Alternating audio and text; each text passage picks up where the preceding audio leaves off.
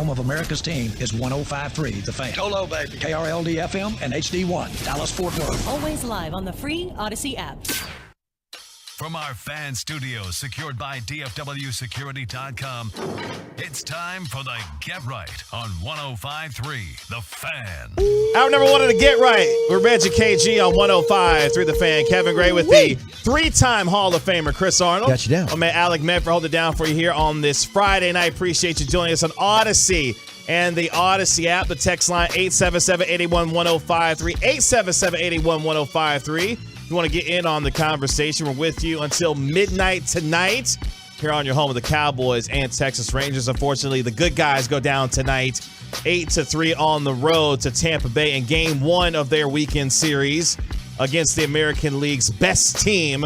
Good guys get back on the diamond tomorrow. Nathan Eovaldi going to look to shut down the Tampa Bay Rays. At Kevin Gray Sports, at Mr. Chris Arnold on Twitter if you want to give us a follow there. NBA Finals Game 4 also in action right now. We'll keep you up to date on everything happening in Game 4 of the NBA Finals tonight. I say good evening, though, to the 3-time Hall of Famer, Chris Arnold. Good to see you once again, sir. It's been a minute. How you doing, KG? I'm good. Alec, I see Alec all the time. I don't hardly ever get to see you. I know. No You've been more. hanging out with Med for all the time these days and on the man. weekends and whatnot, killing it on the weekends on Saturdays and Sundays. So I feel like I'm intruding. Am I good? Am I good to be able to hang out with the two of y'all tonight? If you spend the night down the hall, we will be on tomorrow with Will, and you can stick around and join us. In the meantime, to all the Tolos listening, look around all over North Texas. Right now, it is not raining, thundering, or lightning, which has been the case every night this week. One other note, KG, since the last time I talked to you, my phone has been blowing up. Oh. Kyrie Irving's been texting me trying to get me to play for the Mavericks. I said, if everybody else is in, I'll play too. I mean, at least he's recruiting out here. Yeah, he's definitely recruiting everybody he can talk to. No problem with that. We'll have I told him, give me one of them South Oak Cliff caps and we in. We'll have some Mavericks conversation as the night goes on. In fact, we'll do that at 9:20 tonight. A little Mavs musings here because your man Luka Doncic broke the internet today. I saw that. Out there on IG, looking all slim and trim and whatnot. Where have you seen that before? But before we get there, let me keep you up to date on what's happening in Miami and South Florida. It is 59-55. The Denver Nuggets up by 4 with 9:45 left in the third quarter as the Denver Nuggets are looking to take a commanding 3-1 lead in the NBA Finals. Aaron Gordon was spectacular in the second quarter for the Nuggets, had 15 points in the second quarter alone. But Denver right now up by 6 now, 61-55 with about 9.5 minutes left in the third quarter. Meanwhile, the Miami Heat trying to even up this series at 2 games apiece before this series moves back to Denver for Game 5. If you remember the NBA format for the NBA Finals, 2-2-1-1-1. So that means Game 5 is going to be in Denver. If there's a Game 6, it will be in Miami. If there's a Game 7, it will be back in Denver for the conclusion of the NBA Finals. For the Heat, the big three getting it done. Jimmy Butler, Bam Adebayo, 14 points to beat, and Kyle Lowry and his butt, 13 points and 4 assists. I'm just saying. So a good one happening right now in Miami. Did you see who was in the crowd? Who isn't in the crowd in these NBA Finals? Well, there's always something. In Miami, it's kind of hit and miss, but you just never know who's in the finals. I'm trying to remember who I just saw. It was 2 dudes. I have to come back to you. Zion? Who? No, it wasn't Zion and his women, nor the baby mama. Or whomever his options are these days. Yes. Oh, boy. I wonder if he's getting tips from Jimmy Garoppolo. What? I went there. Relax, Chris. They- I know it's been a minute for you and me, but relax now. Relax. It's a Friday night. Relax. Man. I know you feel a little too good already. Uh-huh. Already here. Jimmy G said, I don't need these numbers no more. Yo. Hold on a minute, player. He said, I got some Yes! caps. He said, I got some caps for you, too. Oh, it's a good night. You get Teddy Long Yeah, in the program. There you go, man. I like what you're doing, Medford, already. By the way, AM on the FM at 11:20 tonight. Don't miss that. That's going to be special. Look, I don't get the chance to hang out with AM on the FM anymore since, you're doing your thing on the weekend all the time. So I'm just happy to be a part of your program at 11:20 tonight, Medford. And that Safe Harbor AM on the FM might hit a little bit different, too. Hey. Looking forward to that tonight at 11:20. But let's talk a little Cowboys before we get any further down the rabbit hole here. OTA's minicamp officially over for America's team. Veterans now get to have a 5-week or so break before they get ready to travel to beautiful California. Oxnard. One more time for the 2023 NFL season. This comes from our good buddy John Machado of The Athletic. The 10 biggest takeaways from Cowboys rookie minicamp, OTAs, and minicamp. This is one of my favorite times of the year because this just shows you how big the NFL is, that we're out here talking about what, Alec Medford? A bunch of, T-shirts and shorts. Practice. Yeah. Practice. You talking about practice? We're talking about practice. Practice. Not the game. Practice. Practice. That's what the NFL does, though. But hey, man, there was a lot of takeaways though. I had a chance to go out to a couple, the practices themselves. A lot of fun catching up with everybody and obviously seeing You and Broadus and Bobby Belt. That's right. By the way, Brian Broadus, Zach Walchuk, Bobby Belt crushed it. Yes, they did. For our OTA and minicamp coverage, brought to you by Bosch Power Tools. They were terrific throughout the entire offseason period. I'm happy for them. They get a little bit of a mini break because the football season is basically from the end of July nowadays to middle of June. Yeah, exactly. Crazy. Exactly, for an NFL season. So you appreciate all of them and their work that they have done throughout the course of this season and now into the new season for the Dallas Cowboys. Dak Prescott, though, okay. So what are we going to go with?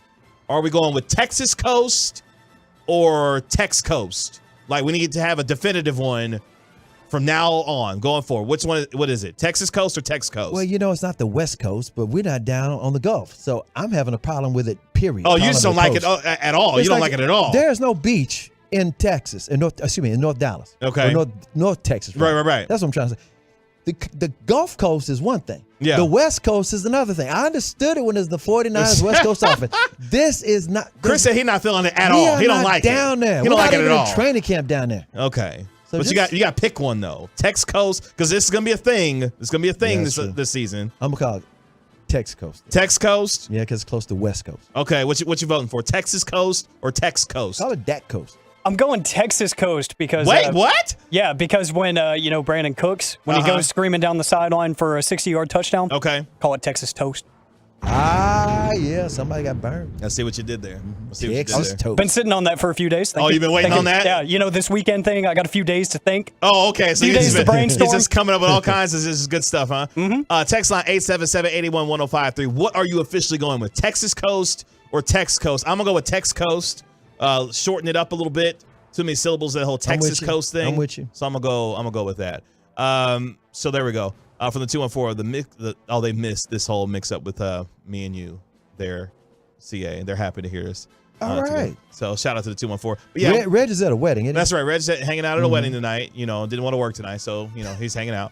But at the same time, let me know. Text line 877-881-1053. What up, Mitch in the 918? Texas Coast or Tex Coast? I'm gonna go with Tex Coast. But the biggest overall talking point with this is Mike McCarthy, Big Mike, and Dak Prescott being on the same page with one another. That relationship will continue to be under the microscope throughout the course of this season now that Mike McCarthy is going to be the one relaying, calling, and installing this offense on a week-to-week basis.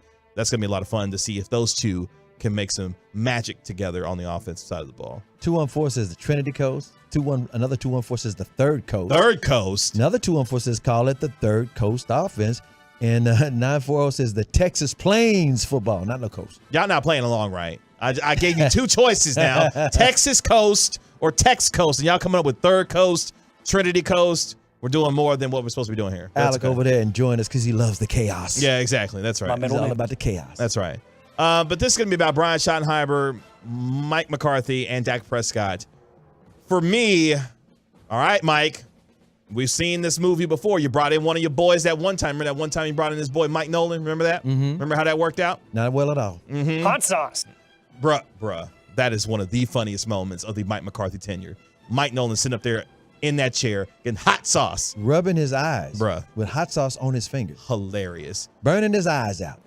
And now we're putting our trust back in Big Mike again. He brought one of his boys with him. Brian Schottenheimer is the OC. He said, Kellen Moore, you can go on and, go enjoy. Speaking of coast, you can go enjoy the California sun and the coast out there. West Coast. That's right, in the West Coast. I'm going to bring in my boy Brian Schottenheimer. We're going to get this thing cracking here in Dallas. We'll see how it works out. We got another. Okay. Somebody says the Big Tex offense. Big Tex like at State Fair? Again, y'all not playing right. Y'all not playing right. Okay, Big Tex offense. Okay. Wait a minute. 214 says Tex Coast sounds too much like Texaco gas station. Wow. This is what we're doing tonight. And then 405 says, how about Cowboys Coast or Dak Coast? Okay, so y'all just don't want to play along, right? All they right, don't want cool. to play along. No problem. So that's one of the biggest takeaways, the Tex Coast offense. Okay, the 956 says Tex Coast. Thank you, 956 for participating correctly. Thank you. And then the 972 says, well, what about the Gulf Coast? No, the choices are Texas Coast. But thank you for your participation, 972. Also, 214 says, how about you win some S first? Don't name the offense out for losers. You got to win something first. Wow. Such negative energy, 214 on this Friday night. But I get your drift. Have another sip of beer. Calm down. By the way, another takeaway. Did y'all hear that one time Michael said he's going to play 8 positions? I was there that day. Was he? When he said that what's he talking about? Oh, you haven't heard about this? No. Yeah. Oh, that's right. You've been gallivanting, across the United States with your son and everything. But yeah, he's going to play. He said he wants to play 8 positions. Oh, you're going to punt too? Well, then they need a kicker. They do need a kicker. They need a kicker. The point is Mike is going to be all over the place. Got it. And for Dan Quinn, the chess piece that he will be able to use, whether it be on the edge, as a linebacker, in coverage, Micah is going to be doing it all, and he was wreaking havoc throughout the course of OTAs and minicamp as well. So he's ready to go for the Cowboys this season. Did you hear about the Zeke sighting? The what? The Zeke sighting. Oh, I was like, what you doing, Chris? You breaking Star. news or something? What's happening Well, here? Mickey Spagnola actually ran into Ezekiel Elliott at the Star. He was out there. Of course he was. And Mickey's like, what are you doing out here? He said, I'm just visiting some people. And apparently he was not down there working out, not necessarily in the locker room. They're guessing that he was having like lunch or dinner over there at the Cowboys Club where we do the the Cowboys are, yeah. Mm-hmm. Why don't the Cowboys just get it over with and bring him back? That's what I've been saying. No, I'm just joking. No. I know you're just joking. I've been saying, no, don't get me wrong. Now that Cook is out there, Dalvin Cook, I'm like, Chris, don't you fall for that either. Don't you fall for that. I know he's going to Miami. He's from Miami. Don't you fall for that. I'm not falling for it. It ain't going to happen. But you know what? He's out there. Ain't nothing wrong with him at all. Ain't nothing wrong with him at all. Let Cowboys Twitter. Some of y'all talk about it today. Some of y'all really think there's something wrong with Dalvin Cook. Ain't nothing wrong with him. Well, let Twitter tell a little bit. bit. That bag was too heavy. That's all. Minnesota said, you and your bag, let go of the bag. He said, I ain't let go of this bag. Well, then we have to cut you loose. Quote, my job is to help find matchups, Micah and others, to put guys in spots where we can really allow them to rip and kick ass. End quote. That's from Dan Quinn. There we go. DQ. Shout out to Dan Quinn. He's so fun, man. I love Dan Quinn. He's for real. He seems like a real, just genuine, fun dude to hang out with. My man decided to put on a pair of Jordans one day and got out there and practiced with them. It was in the trenches with them. Yep. That's what I'm talking about. He was doing that when he was recruiting. Remember when he was down there in Mississippi with Sam Williams? Yeah, he's not afraid to do He the work. will put the knuckle on the ground. That's right. Speaking of kicker, that's one of the other takeaways as well. Vizcaino, Tristan Vizcaino, that is, was 7 of 9 on field goal attempts on Wednesday, 8 of 8 on Tuesday, with his long is coming from 55 yards away. How y'all feeling about the kicker situation right now? I want the kicker from Robbie Gould. I want the kicker from the dude that don't miss in the playoffs. He's never missed a playoff kick. Mm-hmm. And see here, I'm trying to remind even though he's people, 85 years old at this point. Doesn't matter. I'm trying to remind everybody. Might as well get Adam Vinatieri at this point then. That the problem with Brett Maher, for real. This is the kind of energy y'all get tonight from me, okay? You do know, it's Friday night, okay? You do know he used to kick here. Who? Adam Vinatieri. Who? All I got to tell you is people forget Brett Maher's issue was not the field goals. It was the extra points. But for some reason, the Cowboys, I'm talking about Steven and Jerry and Will McClay, they're in love with the long ball. I said ball. I told y'all what y'all need to get ready for. Speaking of, Mike hiring his boys, hiring Mike Nolan at one time. He got his new boy, Ryan Schottenheimer, in here. He going to hire his kicker, right? Come on, man. Don't overthink it. Who's going to hire Medford? Who's going to be the kicker around here? Mason Crosby? That's right, baby. That's right. right. Oh, my God. That's right. Straight out of Green Bay. 65-year-old Mason Crosby, gray beard and all, going to be showing up at the Dallas kicking here. May as well get Udonis Haslam at this point. Facts. Might as well. Crosby walking out on the field with a cane. Kicking from Mike McCarthy. By the way, shout out to Udonis Haslam. 43rd birthday today. Yes. I think it means 63rd. Do you realize if the Heat win the championship, he will have been there for every ring they've ever won? Oh, that's true. Every ring they've ever won. That's true. That's crazy. It's called job security. Good for you, Udonis Haslam. Number 5 from my man John Machota real quick before we go to break here. And some of the biggest takeaways from OTAs and minicamp. All signs have pointed to the Cowboys getting more than just upgrades on the field with their trades with Stephon Gilmore and Brandon Cooks. And I love this one and how we end this one here because the veteran presence of Gilmore and Cooks is palpable for this team. And they're best friends, by the way. Yeah, they're really good friends. Been best friends That's since right. the New England days. Pretty much talk every day. I know Yep. 214, you don't like the fact that Stephon Gilmore wearing number 21. Get over it. Get over it. It's done. It is done, and he earns. I mean, first of all, he's already a quality cornerback, all pro in the pass and whole 9 yards. It's no different than Deion having 21 and then Zeke getting 21. Come on. So I get it, though. They don't retire numbers. It's going to be weird seeing a number 21 on the field not named Ezekiel Elliott wearing it. But at the same time, I get it where you're coming from, 214. We feel you. But this has been the talk all offseason for the Cowboys. The fact that they were able to get two quality veteran pieces on both offense and defense in the form of Brandon Cooks and Stephon Gilmore, how they help the secondary and this wide receiver core is going to tell us volumes about how the Cowboys feel about their chances in the tough NFC, where they're going to be looking at the likes of the San Francisco 49ers and, of course, the Philadelphia Eagles. But Gilmore and Cooks have been a joy to watch, to cover so far, two professional football players who understand how to get it done in the biggest of moments. Their presence will be massive for a Cowboys team looking to get back to the Super Bowl, something they haven't done in over 2.5 decades. Well, some of the biggest takeaways of OTAs, minicamps, and rookie minicamps. Cowboys get the next 5 weeks off before we get ready. How about this, gentlemen? For training camp 2023 in Oxnard, California. It's always football season. Yes, it is. Hut. Relax, 940. The NFC is not that hard at. Please. Come on, man. You better recognize it's always difficult. Watch yourself now. Eagles and 49ers got something to say about that. NFC South may not be hard. Good point. That's the only one. Good point. It's to Get Right, Reggie KG right here on 105 through the Fan. Coming up next, Skinny Luca broke Twitter today. How? I'll tell you next on the Get Right. No one's dying. If you're within 10 years of retirement, listen up, because I know you're seeing what's going on.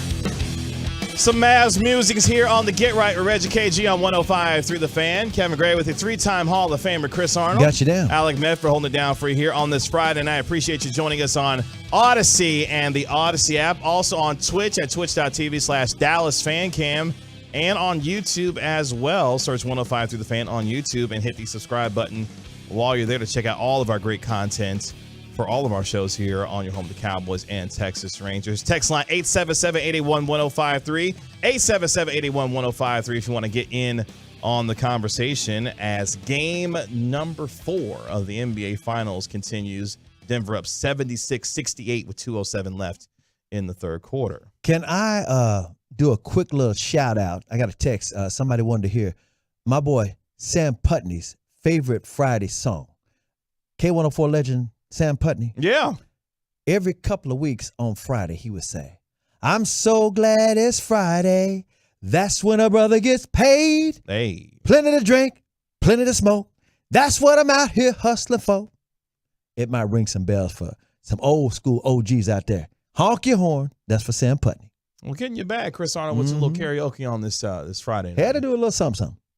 This is what you get on a Friday night. With a 3-time Hall of Fame, you get a little karaoke, a little sports talk. You get a little everything here. And a CA stories. That's right. Later on. That's right. Can I tease that real quick? Oh, yeah, go ahead. Listen to this. Go ahead. That's at 10:20, by the way. Yeah, in about an hour. How about the time that I had to chaperone Mike Tyson Okay. Whoa. going out with sprinter Michael Johnson's ex-wife in Hollywood. Wait, what? To the Arsenio Hall show. How about that for a tease? Stick around, one more hour. You had me at chaperoning Mike Tyson. Because who the hell trying to do that? Yeah, crazy. It's crazy evening. Because I would have been looking for a real bag to do that. You want me to do what? Yeah. Chaperone Mike Tyson while he went out with sprinter Michael Johnson's ex-wife to the Arsenio Hall show in Hollywood. My answer would have been, hell to the no, no. No. A little Mavs musings, though, here on the Get Right. Y'all see Luka break the internet today? I saw that. Okay, I feel like this is a rite of passage for every NBA offseason at this point. Because we get here's how the cycle goes. You ready for the Luka, slim cycle? So we get to the offseason, right? I mean, we get a couple workout videos, we get a couple of pictures. Luka all slim, whether he's playing with Team Slovenia or he's running the stairs or he's taking a picture with a fan. And it's June, right? And then by the time we get to training camp, Luka's he's in phenomenal shape, looking good, looking slim, looking trim. Then we get to, October, about mid-October. Then we get to early November. You talking about Thanksgiving? And yeah, then we get to around Thanksgiving. It's like, now, hold on now. What's up with Luka's conditioning? And then we have that whole discussion all over again. And now we're back to the portion of the Luka slim cycle where Luka looking slim and trim again. And he broke the internet today on Instagram. He sure did. I mean, he looks like, don't get me wrong, he's never, quote unquote, going to look muscular like LeBron or Kobe. Like, he's not going to be a Greek god out here ever, okay? But never going to be Luka in that way. You could see some definition in his face. You can see some shoulders. Okay. Let's stop on that for a real second. So when do you know when you see someone who is starting to lose weight? Like, what's the first thing? The face. Is it? Oh, it's the face. To me, it's the face. What's it for you when you notice somebody starting to lose the weight? What is it for you? I'd say the face, or maybe even the back. The back? Yeah, because producing. You hear us? The back. No, because producing back here, I see people's backs a lot. And when Zach Wolchuk started soda, I started to notice he just got narrower. Okay. Oh, yeah. Okay. Wooly bully. Wooly. bully. From the 469, look at his face versus last year. He is slimmer. I'm not doubting that he isn't slimmer. You just saying what's going to happen. I'm just saying we on that portion of the Luka Slim cycle is where we're at. Are you saying it's kind of like you see these off-season workouts with Zeke every year? Don't do that, Chris. Quit That's that. my guy, though. Stop now. I'm just saying. He's not even around here no more. You brought it up every spring Zeke puts out these videos where he's killing it. Well, his best shape in your life season right now. And I always see what happened in the last couple of years. Yeah, he's best shape of life. But always happens in the fall. He gets hurt. He got a little hitching to get along, and he ain't got that burst no more. They ain't got nothing to be with his shape. From the 817, 100% in the legs is when they notice when somebody is super skinny legs, starting to lose the weight. But okay, in all seriousness though, it is good to see at least at this portion of the offseason that Luka, it feels like he's getting in shape. Let me tell you something, 469. I look damn good. Ain't nobody jealous of nobody right here. Okay? He said you jealous. 469 says KG is jealous. Laugh out loud. You jealous Sorry. of Luka? Let me tell you something. Your boy slim thick with it. Okay, you ain't got to worry about that over here. Self-confidence is not a problem over here. Not a problem over here. But no, really, in all seriousness, though, it is good to see him, at least in the interim, take the conditioning seriously, because this is something that we've been talking about year after year after year when it comes to 77 is when will he decide to put the fork down? Wow. The conditioning, right, Jason? Put that to consistency when it comes to his conditioning and his work. Yeah. Because here's what's wild about Luka, right? He's 24 years old. My man averaged 32, 9, and 8 this past season. He's a 4 straight times first team All NBA selection. And my man ain't in great shape every year. And they keep saying, well, he's in his early 20s and that baby fat, he'll learn to eat right. And here's the deal. I figured it out. People keep saying he hadn't learned to eat right or whatever. I looked this up the first time he came back kind of thick. The national beverage in Slovenia is schnapps. That's nothing but sugar. The national food is dumplings. And that ain't healthy for you either. But this is the difference between over there. Notice he's in shape over there. He comes over here and he's not in shape anymore. I figured out what the difference is. Ain't no mountains in Dallas. He's going up and down mountains in Slovenia. Ain't no mountains over here.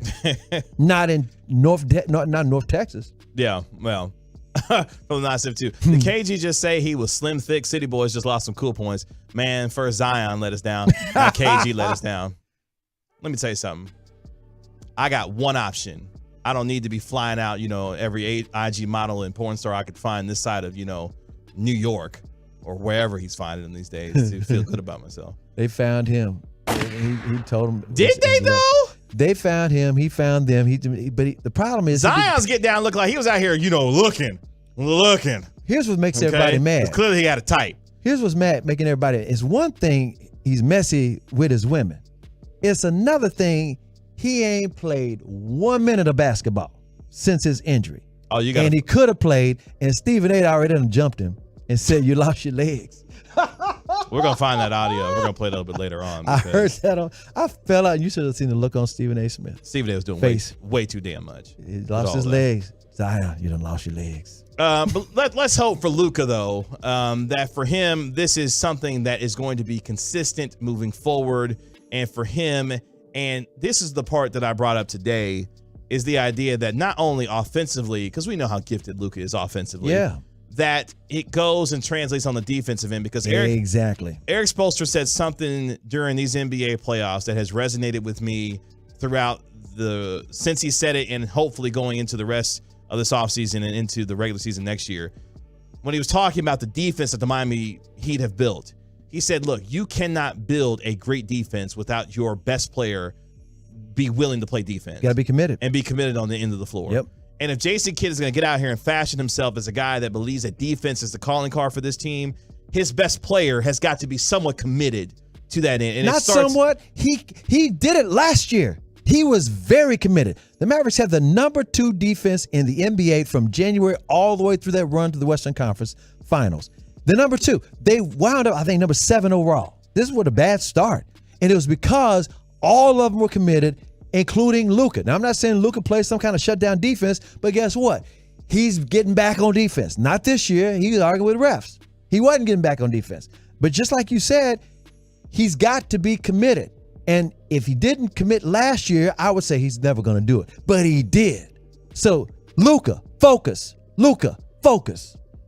Speaking of his teammates, Kyrie Irving apparently is going to be the recruiter now for the Dallas Mavericks.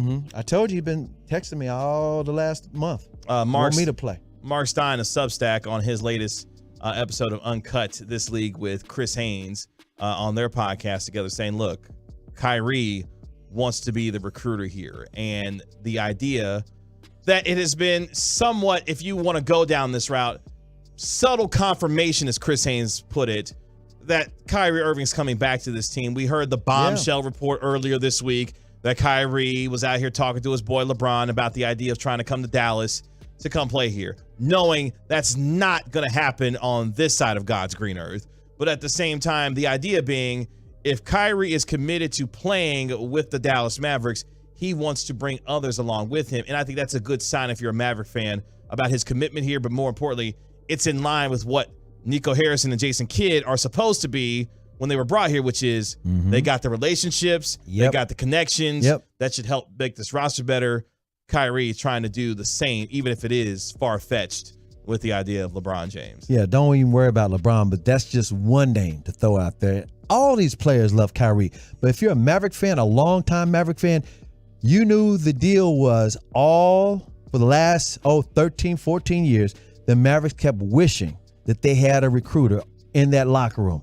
They knew Dirk's not a recruiter. Everybody loved Dirk, but Dirk ain't hanging out with nobody. Dirk, off season, he's in Germany, and then he's just practicing with Holger somewhere.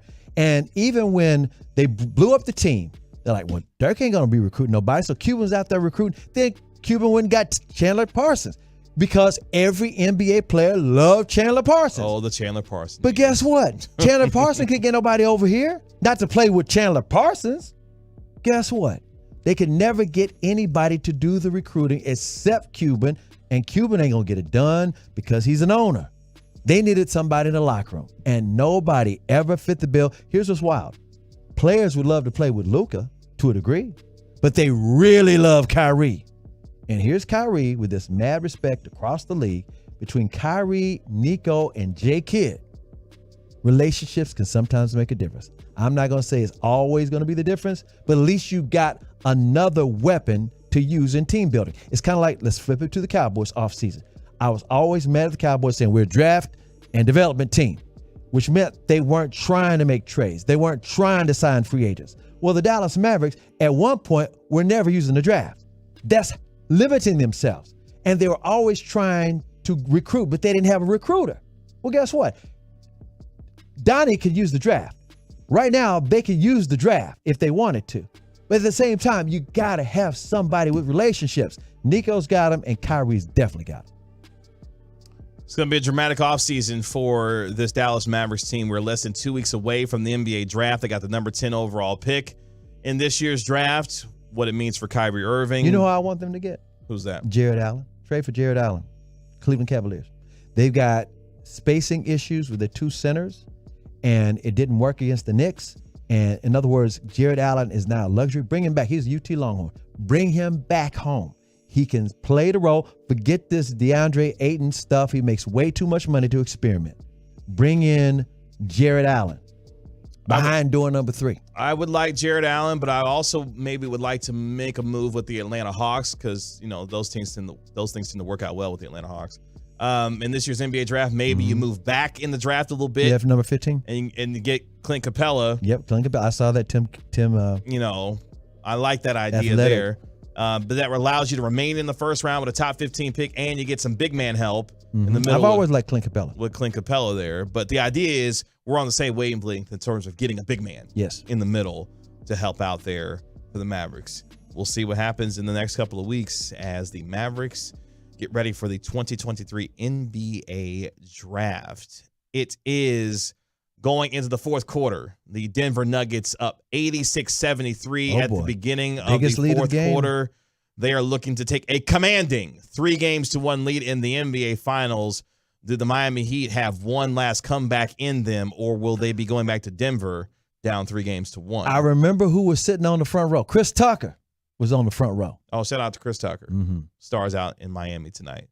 It's to Get Right with Reggie KG right here on 105 through the Fan. Coming up next, we're going to go inside the gray area where this woman won this twice in a 2-month span. Next on the Get Right. Donate to Junk for Joy.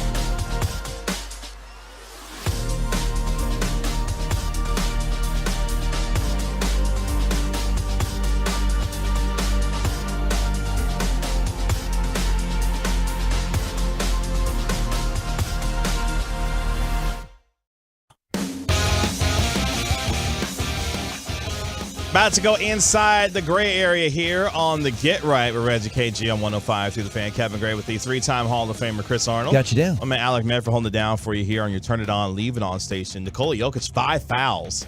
Has to sit down for the Denver Nuggets as the Miami Heat are trying to desperately climb back into it. They are down 86-77 with 9:13 left in the fourth quarter. At Kevin Gray Sports, at Mr. Chris Arnold on Twitter if you want to give us a follow there. At Alec on the radio if you want to give him all the follows. Before we get into the gray area real quick, shout out to my man Joey the Jet Erickson on his last day. Y'all really put that nasty old cupcake in his face? No, they didn't. Yeah, they did. Oh, you didn't see that? No. Yeah, at the conclusion of Sean and RJ today, Joey walked into the studio and Sean did the honors of putting that old orange cupcake. Talk about crusty. Yeah. In his face. And he took it like a champ. Yeah, there was a weird exchange before it, too. I might have to dig up for AM on the FM. Yeah, please do if you can. Sean has a thing for faces. So it seems. It's very weird. What? Yeah.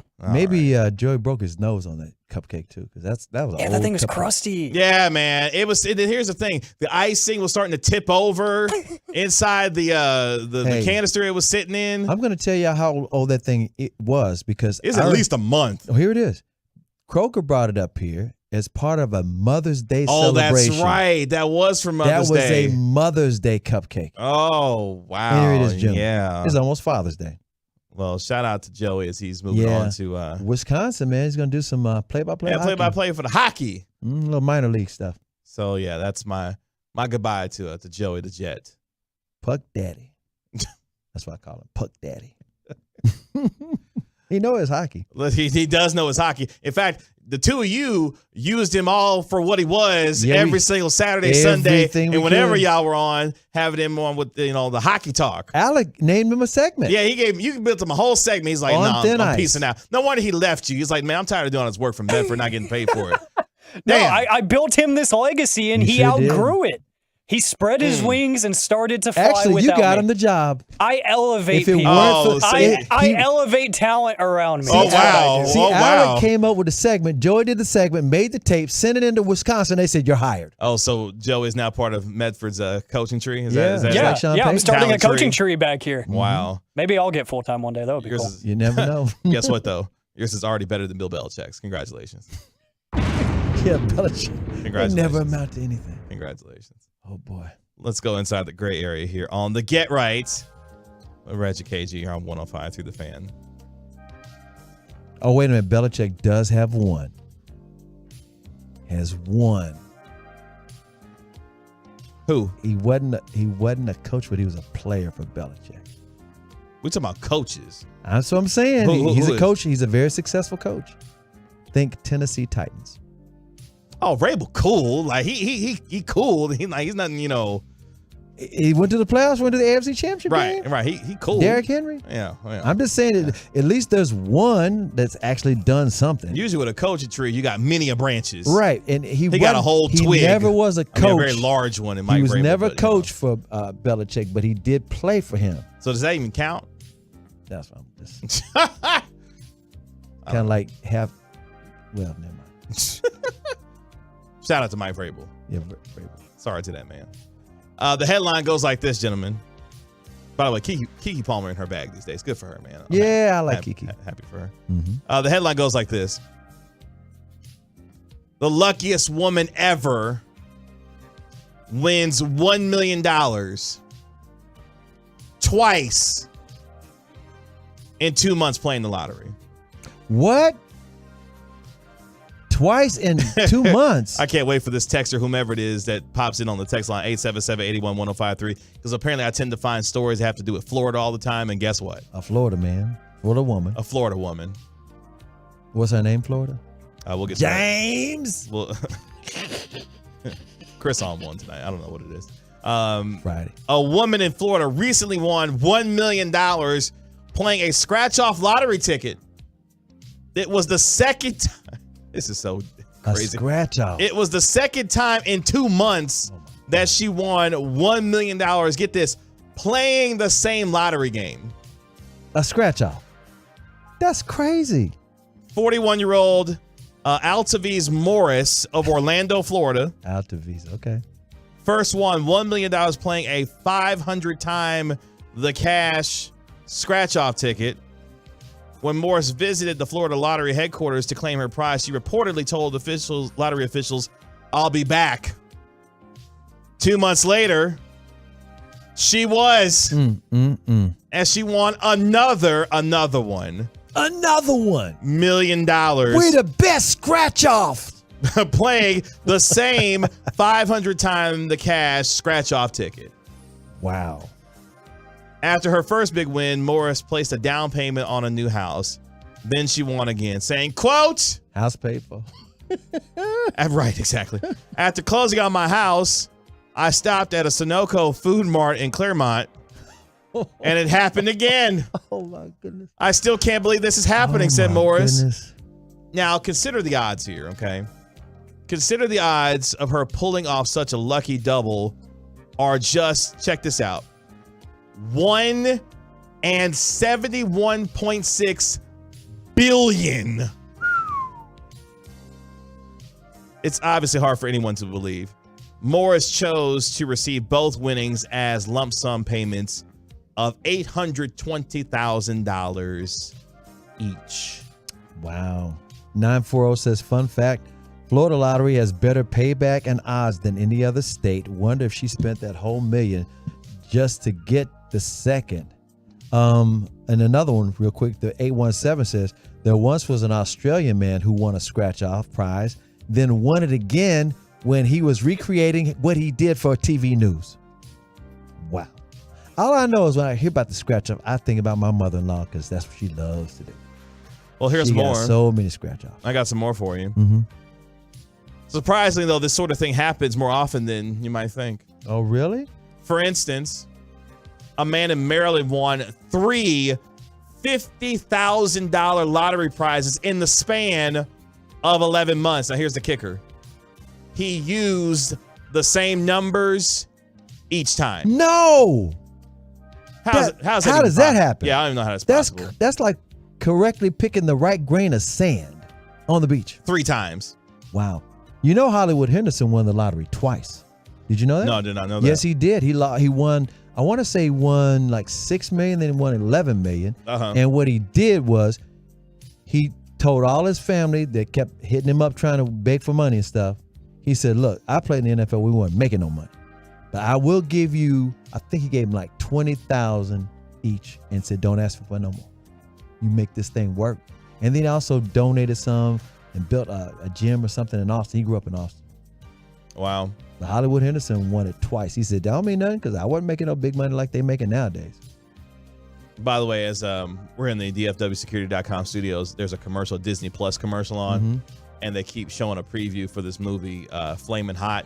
That's gonna be, coming out on Disney Plus. I stopped down to say that. Shout out to Eva Longoria, who threw out the first pitch the other night at Globe Life Field. She was in town. I missed that. Yeah, threw out the first pitch. She was promoting the movie Flamin' Hot. You talking about Tony Parker's ex-wife? There's the rub right there. Do yourself a favor and Google Tony Parker, Eva Longoria, and Brent Barry. Yeah, Brent Barry. Just Google that up and see what you come up with. And Brent Barry's wife. Nasty work. Wasn't she on Desperate Housewives? One of those shows. Don't act like you don't know. Don't act like you don't know. I'm familiar with her fine work. A lot of us are. A lot of us are. Medford, he don't know about that. Do you even know what that is? Do you even know what Desperate Housewives is? Yeah. You sure? Yeah, I lived in a household with 2 women for most of my life, so his sister and his mother. Come on. I watched a lot of those forcibly. Trust me. Oh, you were made to sit down and watch so many Desperate of those, Housewives? Yes, reality shows, Disney shows that I didn't want to watch, the Twilight movies, I had to go to marathons for each release. Trust me, been there, done that, and I'm glad I don't have to anymore. On the Desperate Housewives tip, that guy that played the pool boy, Jesse Metcalf, he was at a Mavericks game. And guess why he was at the Mavericks game? because they did a reboot of the TV show Dallas, and he was in Dallas. Oh, yeah, I remember that. Not the 214 saying, look, even Longoria made us lose the games the other night. The players got distracted. Relax. Yeah, it makes sense. Relax, 214. I can believe that.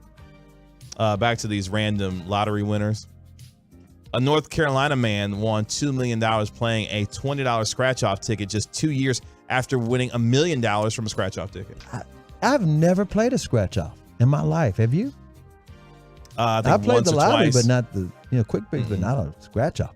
I don't know what it is about North Carolina, but another woman in North Carolina won $2 million playing a scratch-off ticket just 2 months after winning a $1 million prize playing a different scratch-off lottery game. So what's the deal in Florida and North Carolina? What's going on here? I couldn't tell you. Pretty good odds, apparently, to win $1 million. The only thing I know about those two states having in common is they both get hurricanes. Yep. Cape Hatteras in North Carolina always gets hurricanes. In Florida, you always up and down East Coast. Here's another one. Another one. And in Delaware, a woman won $100,000 playing a scratch-off ticket on her way home from visiting the Delaware lottery headquarters to collect her big prize. She bought more scratch-off tickets. Don't you say that. And she wound up winning another $300,000. Another one. Come on, man. That's why my mother-in-law keeps doing those scratch-offs. I'm like, that don't make no sense. Like, she ain't never won money like that, though. What are the odds that you come from collecting your prize and you get at the lottery headquarters and you say, you know what, let me just stop down at the gas station, go get some more tickets, and then you win another $300,000? Come on. Another one. Here's what's so wild. That's right. I don't know if it's just me, but if I won a lottery, I'm not playing again. I'm not playing again. Nope. I'm like, it doesn't cross my mind. I'm like, I'm not putting my money back in. I'm not pressing my luck I'm anymore. ahead of it. Yeah.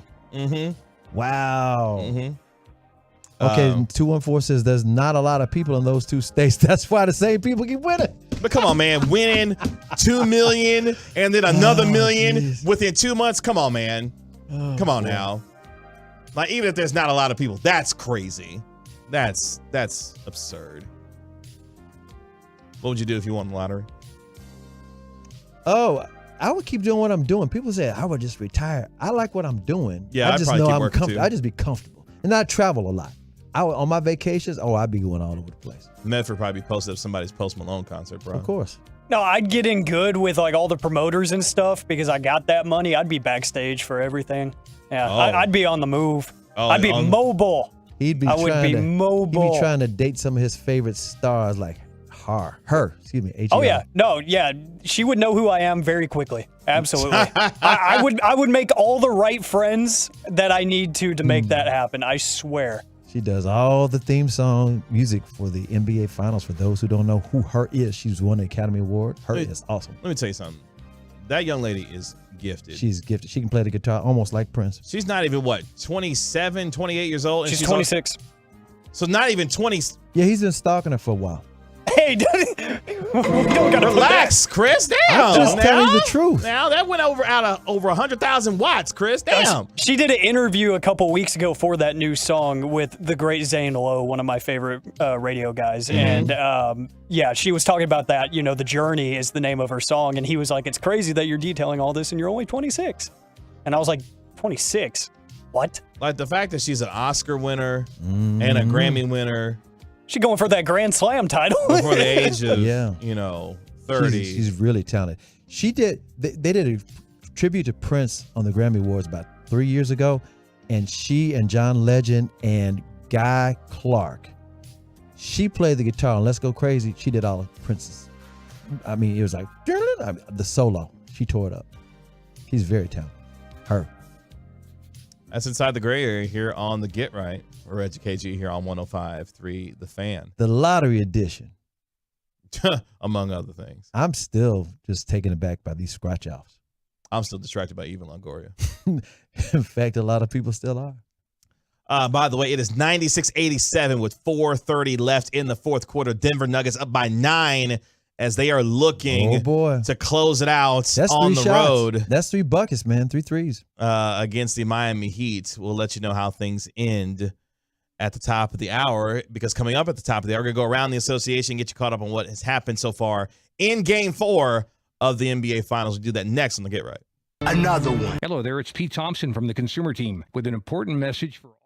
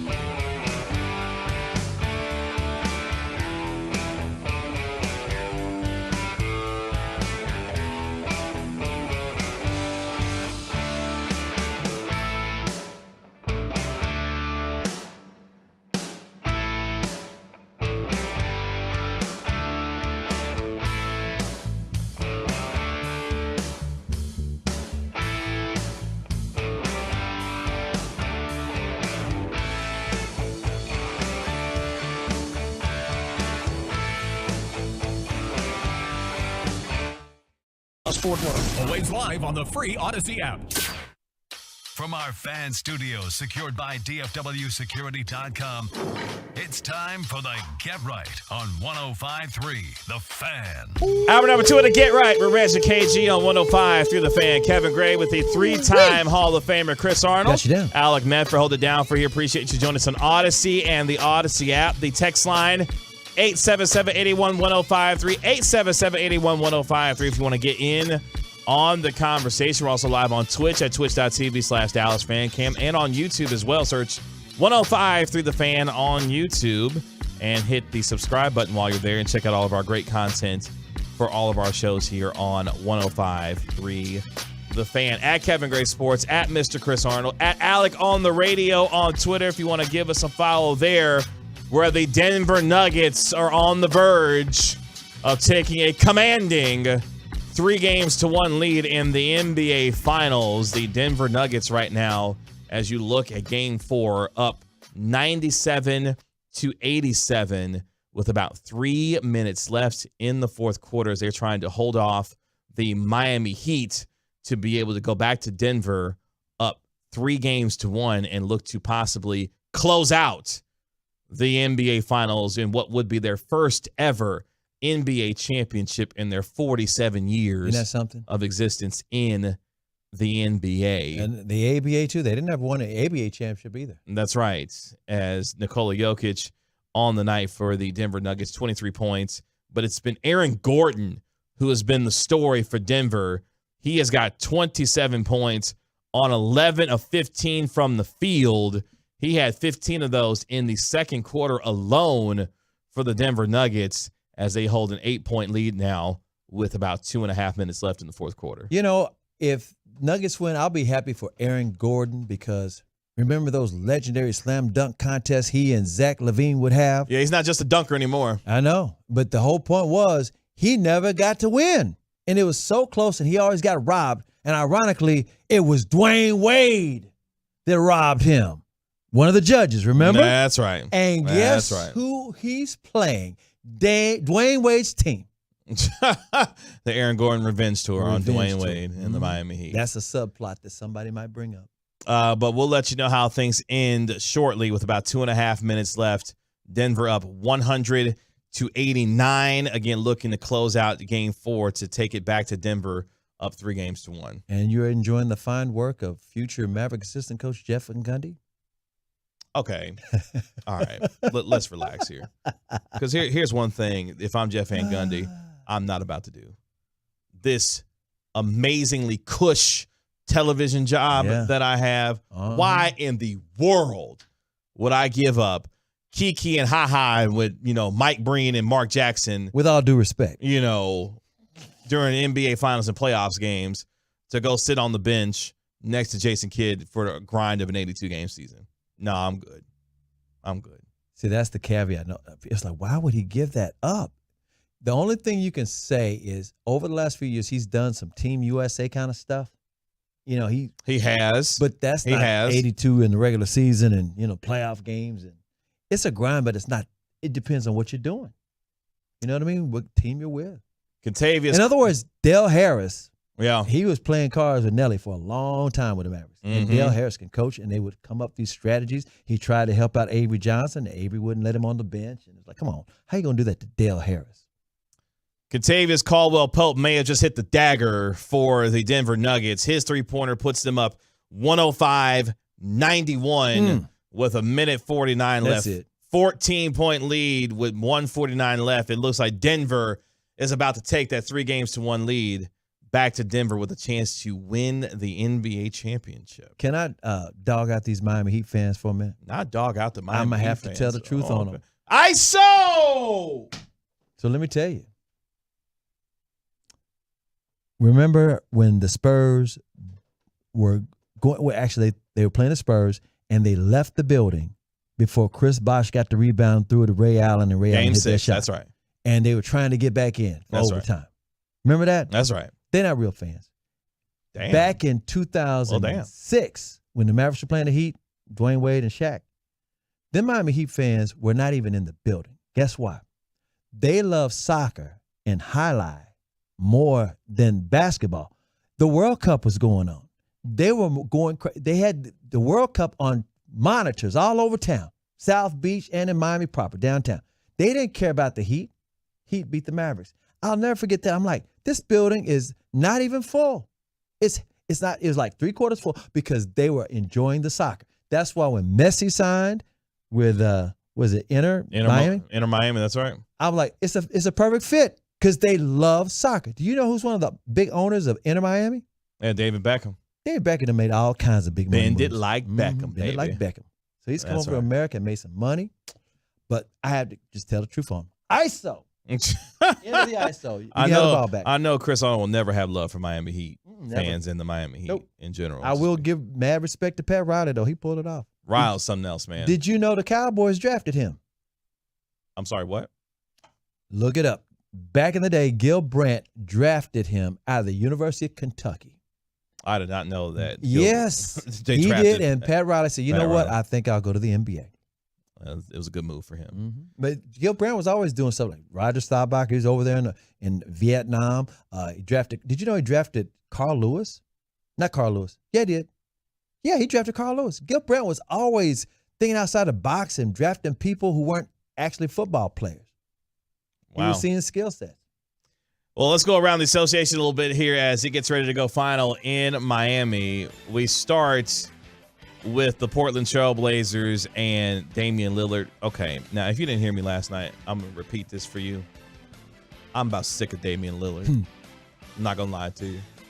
Sick of Damian Lillard, sick of the Portland Trail Blazers, over both of them. Because here's the thing what Damian Lillard's trying to do. He's trying to play both sides here. He's trying to tell y'all that he don't want to be there no more without telling y'all he don't want to be there no more. But he's saying he's loyal. Here's what Damian Lillard's missing. Okay. We're not going to get mad at him. If he says, I've had my time in Portland, it's run its course, I'm ready to go and try to win a championship somewhere, Portland needs to help facilitate a trade to get me to a contender to win an NBA championship. Guess what?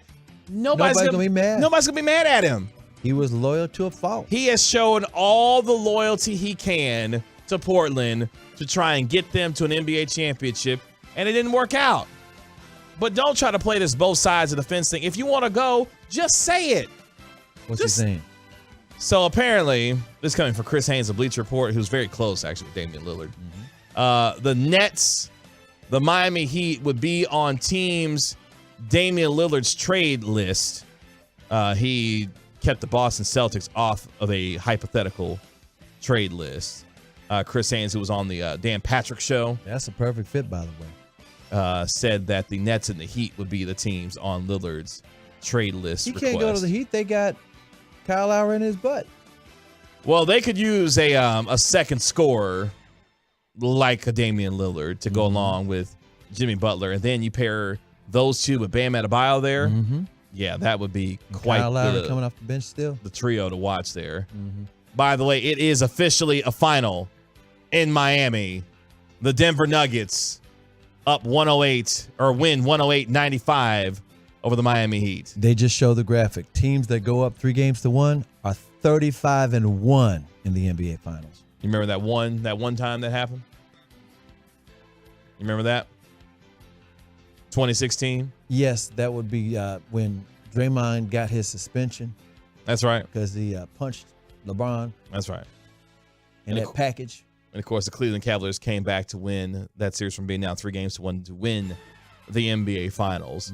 But Denver is on the verge of their first ever NBA championship. As I mentioned earlier, Aaron Gordon was the story. 27 points, 11 of 15 from the field for Denver. Again, 108-95. They go back to Denver now, up 3-1 with a chance to close it out. And that game would be on Sunday. On Sunday. Sunday afternoon at 2 o'clock. That's 7:30. 7:30 in the 7:30? evening. Yep. 7:30 in the evening. Okay. For game number 5. So we're going to have to wait. I bet they close it out, too, because that altitude. And I'm sorry, that's Monday. That is Monday, June the 12th. Why? They spread this thing way too. I mean, come on. It's hard to keep up with this thing. Forgive me. So, yeah, that is Monday? June the 12th. Yes. They just spread it out. I know the reporters traveling covering this thing is kind of tired. See, here's the thing, and this is kind of a little inside baseball when it comes to the life of a beat reporter. They're over it. They're over it. Yeah, they're ready. They're ready to go. Especially when you get to this point in the series. They've been covering since April. Quiet as it's kept. Well, I mean, for national beat reporters, they've been covering this thing since what? September with preseason basketball. But when you get to this point in the finals and the team's up 3-1, the last thing they want is have to travel one more time, especially for all another the way game. across the country. That's right. No. They're not trying to do it. So they're hoping that Denver gets this thing done. And there's only so many ways you can write the story. Exactly. On Monday night. So Denver 108, Miami 95. Denver up 3-1 game number 5 Monday night at 7:30. It looks like the Denver Nuggets are going to be culminating their terrific season with an NBA championship. I have picked them respectfully in 5 to win the NBA title. I didn't think Miami would get the one they got in Denver, but they did. But Denver takes not 1, but 2 games in Miami to take this thing back to Denver up 3-1. Miami's had a hell of a run through the playoffs, but they have. Denver's just too deep, and they're all healthy. And Denver doesn't lose home games. They lost that one game to Miami. That was the only playoff loss at home they've had. They only lost like 7 games all season at home. Denver does not lose in the Rocky Mountains. This is a question for both me and Medford here from the 214 Medford. KG, are you watching Game 5 of the NBA Finals or Monday Night Raw? I might have to do the Reggie Adetua 2-screen. Yeah, I'm going to have to go 2-screen there on Monday night. Yeah. Because both products have been very, very nice lately. They have been. They have been. I'll probably pay more attention to Game 5 of the NBA Finals because I'm ready. It's been a long season. I'm ready. Get this thing done with all due respect. Nikola Jokic, historic season. Yes. Really, and Reggie and I, we were talking about this the other night. The 3-year run that Nikola Jokic has been on, 2-time league MVP, finished second in the MVP voting this year, about to win what appears his first NBA championship. And NBA Finals MVP. Yeah, Watch. he's going to be NBA Finals MVP. Just a hell of a run for him, really, since he came into the bubble and was like, hey, it's me. Yeah, I don't lost this weight. That's right. You know, so while people on the East Coast are saying, Joel Embiid, what? Man, listen. Because he's embarrassing Joel Embiid. Joel Embiid would say, oh, it's mine. It should be mine. Don't get me wrong. Joel Embiid's a talent, but he ain't better than Jokic. Remember that argument that Jokic doesn't deserve to be 3-time? You couldn't watch it on Rocky Mountain time zones. East Coast media, bias. Well, here's the thing, and Nikola Jokic has been the best player in these NBA playoffs. Yeah. I mean, there's no question about it. Start to finish. But we're starting to do a little much here.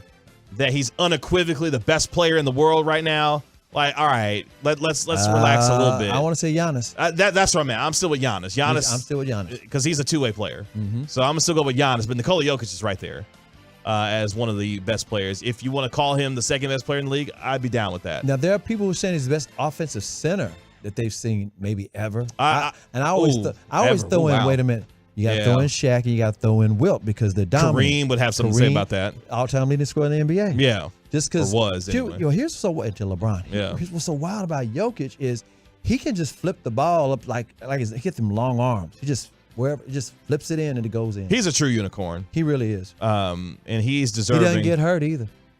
Yeah, he's deserving of everything that's coming to him as the Denver Nuggets are just one win away. I didn't realize, though, that they had a losing record on the road this year. The Nuggets? Denver was 19-22 away from Ball Arena this year. No wonder. I did not know that.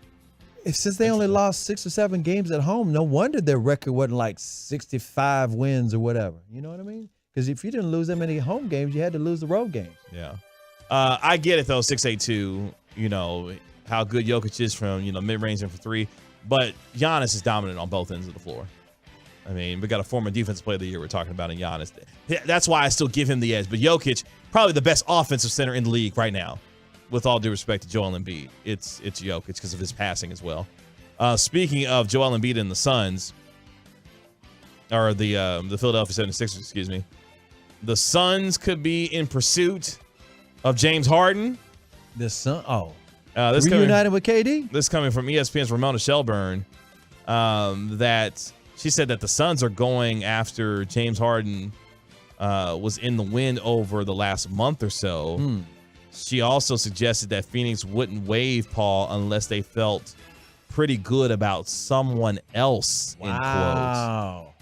Now, this would be a sort of a homecoming for James Harden because he played his college basketball. In Arizona. At Arizona State. Yeah. And he's known to be close with one Kevin Durant. It'd be the 3rd time they've hooked up. It would take a whole lot of maneuvering, though, for them to get Salary cap. James Harden. Yeah, their salary cap situation is wild right now, and they don't have a lot of They assets. have no bench. Yeah, they're They trying traded them all to Brooklyn. Yeah, they're trying to replenish the depth there. And that's some of the reasons why they may be moving on from Chris Paul to get some of that money back so they can try to, fill out the rest of that roster $30 million. a little bit. But I would be very surprised if they were able to get James Harden there. But, hey, stranger things have happened in this league. So I'm not going to put it past the Suns to maybe find a way to get James Harden. So you think Chris Paul's going to the Lakers?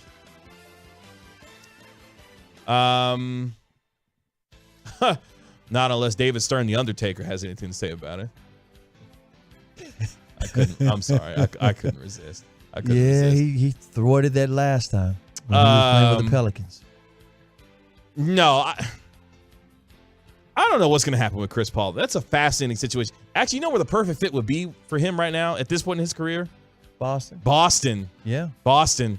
They need a true point guard there. They really do. And his veteran leadership, everybody now slides into their natural position there in Boston. Exactly. Because you got Marcus Smart trying to run the point out there. He should be a two guard. Exactly. Shut down two. Exactly. By the way, if he does go to the Lakers, they say the Lakers, if they sign D'Angelo Russell, that saves Chris Paul's legs for the playoffs. And then you got both. Oh, boy. So what? You have Chris Paul coming off the bench in that role? Think about it. Chris Paul, Anthony Davis, and LeBron do not need to be playing a bunch of regular season games. They get hurt. So you want him to come off the bench until the playoffs start, and then it just depends on the matchup. That's interesting. For the ring. Yeah. But the problem with those three, we're talking about Anthony Davis, LeBron, and Chris Paul, all three of them get hurt all the time, and they're all in their 30s. That's your trip around the association as the Denver Nuggets 108, the Miami Heat 95. The Denver Nuggets take a 3-1 series lead heading back to Denver. Aaron Gordon, 27 points, was a plus 29. Also, you got real contributions from Bruce Brown. He was terrific. He had 21 points on 8 of 11 from the field as the Denver Nuggets now on the cusp of winning their first ever NBA championship. The Miami Heat looking to stave off elimination on Monday night in Denver. It's the Get Right with Reggie KG right here on 105 through the Fan. Coming up next year on the Get Right, little CA Stories Confidential. Where are we going with that, sir? The time I had to chaperone Mike Tyson on a date with sprinter Michael Johnson's ex-wife in Hollywood to the Arsenio Hall show. Oh, hell, it's that crazy. That's next on 105 through the Fan. Keep the volume turned up all day and night. And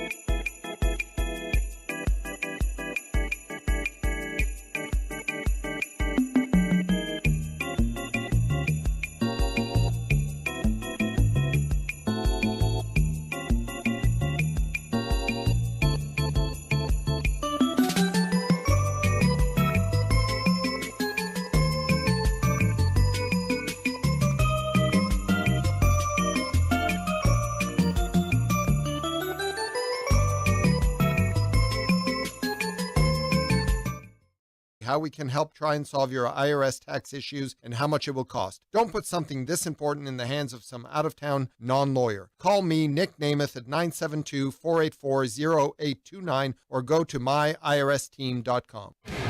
This segment of the Get Right is brought to you by the personal injury lawyers Frankel and Frankel. Life is unpredictable. Accidents happen. Frankel and Frankel are the go-to attorneys for car and truck wrecks in DFW. If you or a loved one has been in an accident, contact Frankel and Frankel for a free consultation at truckwreck.com or call 214-333-3333. It's the Get Right with Reggie KG right here on 105.3 The Fan. Kevin Gray with the three-time Hall of Famer Chris Arnold. Got you down. Alec Medford holding it down for you here on this Friday night. Really appreciate you joining us on Odyssey and the Odyssey app. We're also live on Twitch and on YouTube as well.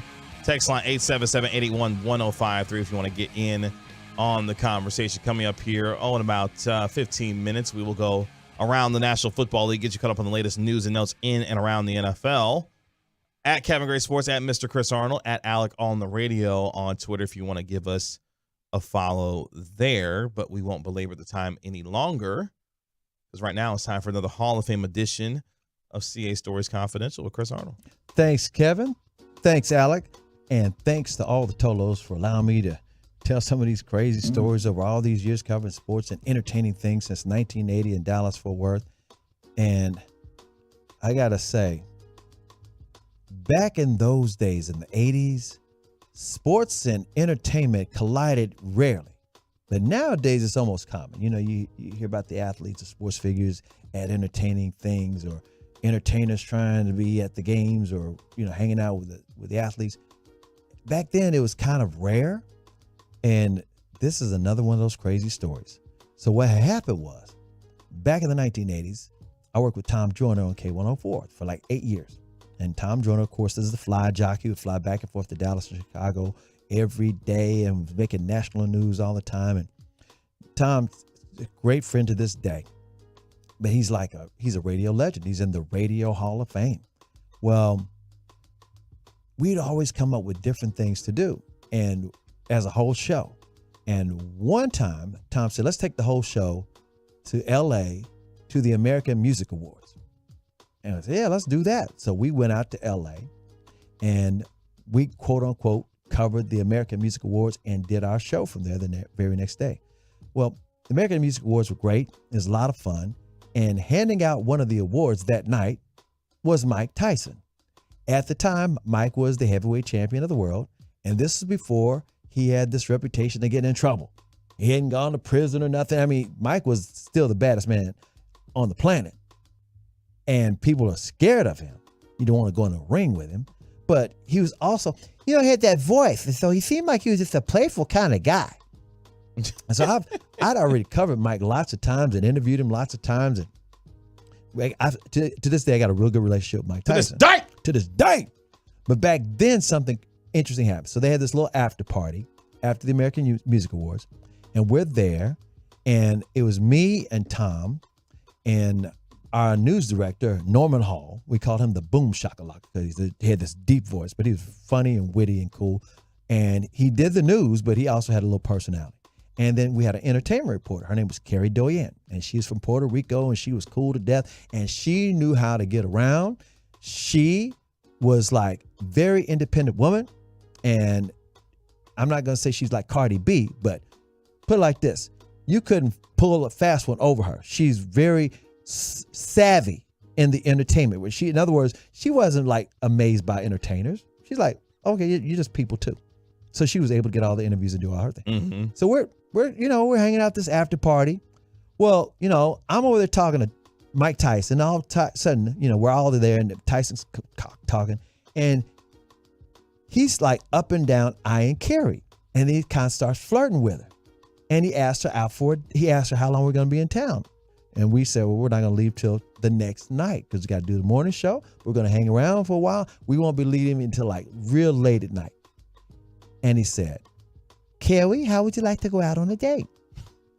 Now, let me say this one thing about Chris Carrie. killing me with this Mike Tyson voice.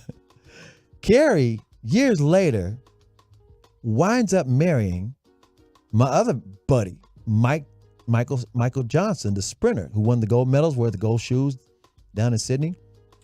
I mean, I had no idea years later that they would hit it off and get married and have a little boy, and they're no longer married, but they're divorced and whatnot, but they're still okay. And of course, Michael works for the BBC doing all the Olympics and stuff, but he's got the Michael Johnson's Performance Center where all the NFL players work out when they're getting ready for the draft. So back to this after party. He invites Carrie out to, let's go out to lunch or something. Let's go out. And Carrie says, wait a minute. I need a chaperone. I just don't feel comfortable.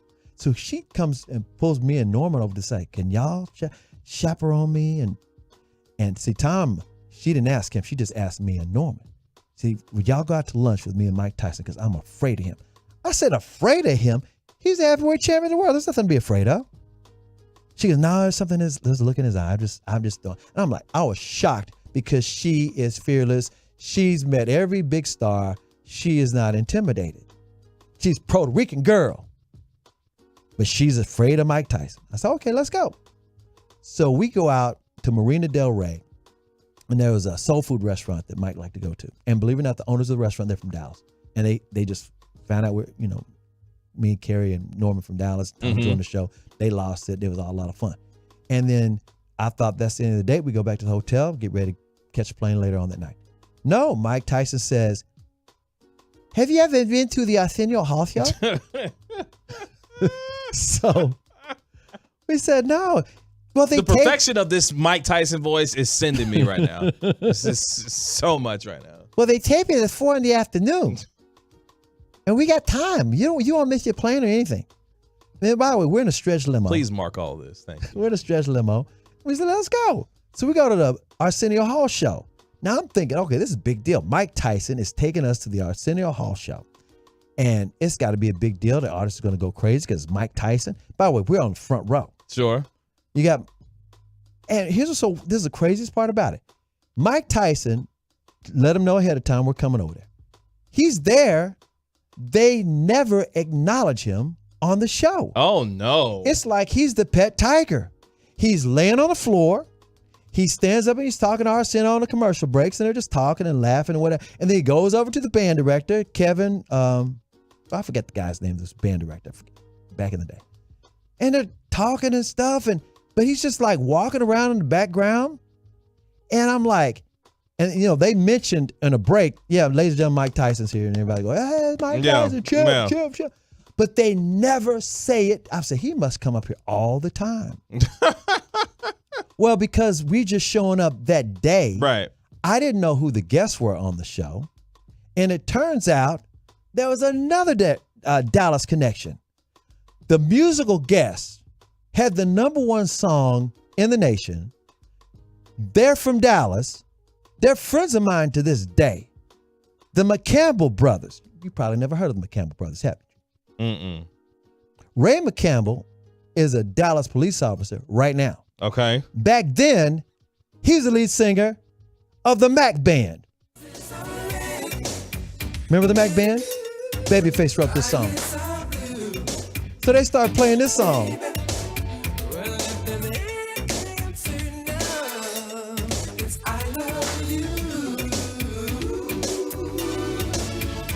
That was the #1 song in America. And I was like, it's the Mac Band. Okay. And Michael, you know them too? They're from Dallas. So we go back in the green room. We're hanging out with the Mac Band and Mike Tyson. And then he gets Carrie's phone number and takes us back to the hotel. Tom said, how was the date? Carrie said he was on his best behavior. And that was Not it. his best behavior, though. Well, and then all the crazy stuff started happening in the 90s for Mike Tyson. But isn't that wild? Look here, man. And like I said, Carrie didn't ever go out with him again. Right. She winds up marrying Michael Johnson, and they moved to San Francisco and they have a son. They wind up getting a divorce later. Mike Tyson, you heard all the story. We don't even have to go in his history. No, we do And not. the Mac Band, they had that hit song. They might have had one more song or two that was good. And like I said, they grew up in Dallas. They're brothers. And in fact, hit that for me one more time. Let me hear that again. Mac Band, yeah, the Roses. Because I like that. You never heard that? No, I've not heard that. Oh, that song was a big hit. Yeah. Okay. See, back then, Babyface was with the deal, and he wrote a song for the Whispers, and the beat goes on. Yeah. And then he wrote that song for the Mac Band. Okay. And then he left them, and him in L.A. started the LaFace Records, and TLC and Babyface written all. L.A. Reid and them boys, huh? Yes, sir. L.A. Reid went on to do some judging on it. Was it American Idol? Something like that. Something I think like it was that. American Idol, yeah. Yeah. So there you go. Little CA Stories Confidential. What had happened was What had back in the happened? day, being a The chaperone. the chaperone for Mike Tyson, out on a date with Carrie Doyen, who wound up marrying Michael Johnson, to the Arsenio Hall show with the musical guest, the Mac Band. There you go. I ask Chris all the time. I just need where's the book?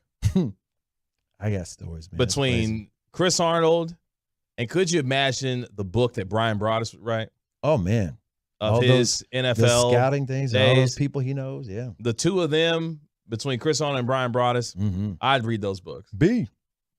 Fantastic stuff there. We go around the NFL next in the Get Right. Will we? Coming up Monday morning on Sean and RJ, how did the Rangers stack up with the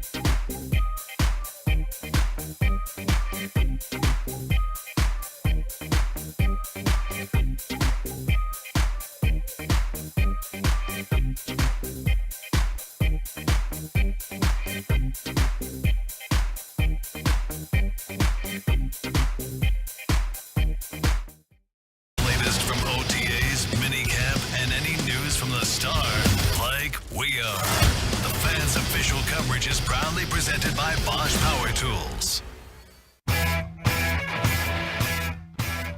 About to go around the NFL here on the Get Right with Reggie KG on 105.3 The Fan. Kevin Gray with the three-time Hall of Famer Chris Arnold. Got you down. My man Alec Medford holding it down for here with you until midnight tonight here on home of the Cowboys and Texas Rangers. 105.3 The Fan. Appreciate you joining us on Odyssey and the Odyssey app. Text line 877-881-1053. Unfortunately, the good guys go down tonight 8-3 on the road to the Tampa Bay Rays, despite the fact that Leody Taveras hit not one but two homers tonight. But Isaac Paredes did the same, had 6 RBI for the Tampa Bay Rays.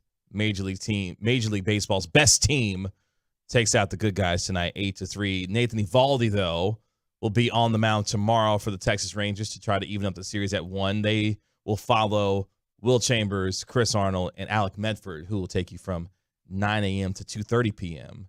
Yeah, we'll be back tomorrow. on here in about 12 hours. Actually, about 11 hours. Hey, but make a note about this Rangers game. Mm-hmm. Okay, they're taking on the Rays. Rays have won 7 straight games. And they've only, lost 6 games at home or something like that? Something absurd like that. Something absurd. But here's what's wild. The Texas Rangers are so good. They're 40-22 now. Still the second best record in all of Major League Baseball. No other team has won 40 games beside the Rays. Rays have won 47 or something. Here's what's so wild. We're talking about this with Mike Peasley. The Rangers have now lost 2 games in a row, which is a losing streak for 2 games in a row. They haven't lost 2 games in a row since early May. Even though it's 2 different teams, Cardinals and the Rays, both teams pretty good. They had not lost 2 straight games since early May. That's how great the Rangers have been playing. Fortunately, though, the Astros did lose. Oh, yeah. Good. They lost to the Guardians of the Galaxy of the AL Central 10-9 tonight. Was the Raccoon at the plate? No, I'm sure Dave Bautista hit a home run or something. Woo. Guardians win in 14 innings, by the way, 10-9 over the Astros. So if the Rangers can't win, neither can the Astros. Right, and the Astros have lost more ground. What is it? Are they 5 games back? I believe they're 5 games back. I'll have to check the standings on that. They're 5 games back. To make sure on that. We'll get you caught up on the rest of the headlines at the top of the hour here on the Get Right. And yes, it is 5 games. The Rangers are 5 games clear of the Houston Astros. Was pitching for the Guardians Groot? No. Nope. Mm-mm. I'm Groot. Let's go around the NFL before Chris Arnold quotes any more Marvel movies on this Friday night. As we go around the NFL, we start with a couple of pieces of news, specifically at the running back position, because it's official. Dalvin Cook is no longer a member of the Minnesota Vikings. Mr. Rappaport of the NFL Network, can you give us more on what's next for Dalvin Cook and where he might be headed next? Dalvin Cook officially released today by the Minnesota Vikings, which may sound like old news. We knew yesterday he was going to be released, but it's not old because today the official transaction came across. The reason why there was a delay, the Vikings wanted to see if they would be able to trade Dalvin Cook and his contract to someone. Obviously was not to be, and now they did get close. I'd say at least on one trade, relatively close around March, but besides that, never really got to a point where they felt like they could trade him, just wanted to give it a little extra effort. We're not able to do that today, so he is now officially released, able to sign with anyone, and there are going to be several teams interested in these services. One of the best running backs in football, a 4-time Pro Bowler, a couple worth keeping our eye on, the Miami Dolphins, who I would expect some interest. Mutual interest, I would say. We'll see if anything ends up happening there. The Denver Broncos also in need of a running back, potentially willing to spend. Certainly that would be a team to keep an eye on. And then is there a playoff-ready team that feels like maybe they're just one player away, or would Cook maybe a little less than otherwise to go play for a contender? All of those issues we're keeping our eyes on because one of the best running backs in football is now free. I mean, Cook's a 4-time, actually last 4 years in a row. 4 straight 1,000-yard seasons for him. And Pro Bowls, too.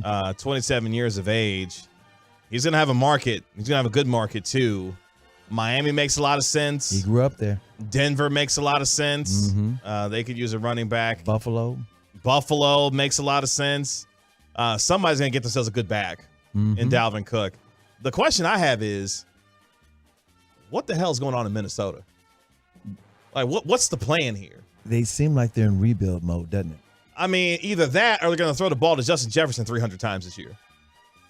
I mean, Yeah, which really. is not necessarily a bad idea to throw the ball to Justin Jefferson a bunch of times, but damn. What, Like, they got Alexander Madison, yeah, they got Dwayne McBride. Yeah. And they just drafted Ty Chandler. Jordan Addison, too. Yeah, so, and then a full season of TJ Hawkinson. So it's like that offense was going to be really, really, really strong with Dalvin Cook. And they said, nah, you're good. It's like running backs in the NFL, especially at that, like, the back end of the 20s, 27, 28. They're turning into, like, 25-year-olds in DiCaprio relationships. Ding, ding, ding, ding. It's getting bad. Yeah. It's getting bad. Leo said, oh, wow. you got a Look at Medford in his bag tonight. Look at you.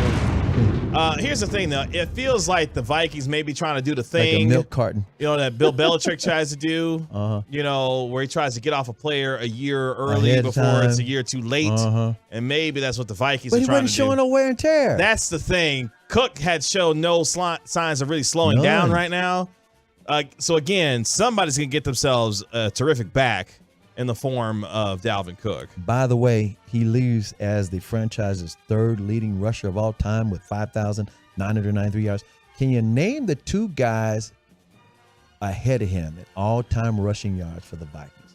I will tell you that one of them is from Texas.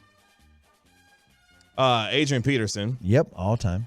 Yeah, the other one I think is Robert Smith. Ding, ding, ding, ding. How you remember Robert Smith? Robert Smith was a terrific back. Yes, he was. He's Yeah. a doctor. He's a doctor now. Yeah, and was doing some college football broadcasting too. By the way, speaking of that, did you hear about the news with Reggie Bush? No, what happened? Apparently, he's out at Fox. What happened? Mark Ingram is reportedly going to replace him. Why?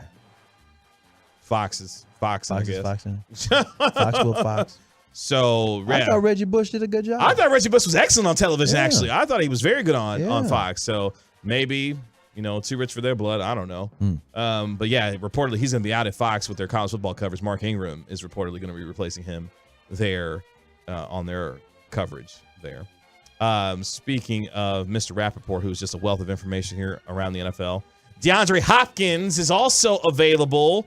He, speaking of Bill Belichick, is apparently set to visit the New England Patriots, apparently. That's what this is going to be like, by the way. Revenge tour for DeAndre Hopkins, just aimed at making sure people know he is still one of the best receivers in football. So he's got a big week ahead. We've already known that he is set to visit the Tennessee Titans. That is going to happen early next week. Sources now say that he's set to visit the New England Patriots. That is also going to be next week, and this one actually makes a ton of sense for both sides. If you're DeAndre Hopkins, obviously you have a ton of respect for Bill Belichick. They have converged over the years on the field and otherwise. Is this a place where he can resurrect his career and show everyone that he's not just old and can't get open? And then for the Patriots, it just never quite felt to me like they were totally done in free agency, still had a need at receiver, seemed to be willing to spend on some level. They rarely do free agent visits. They are doing one this time. That should show you how serious, at least on its face, the Patriots are about DeAndre Hopkins. He's trying to do a Randy Moss.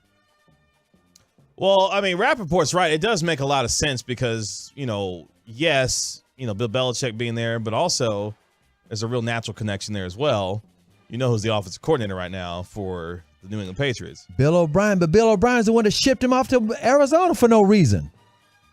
That don't make no sense. I don't think he'd be far away from Bill O'Brien. And Bill O'Brien said, I'll never forget this story. He said he didn't think that D-Hop cared about football enough because he would bring his wife or his kids to the practice field all the time. I'll never forget that.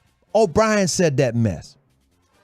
Time heals all wounds. I guess so. And Mac Jones needs a weapon, and DeAndre Hopkins is available, and there's familiarity there. So I can't wait to hear how they kumbaya'd.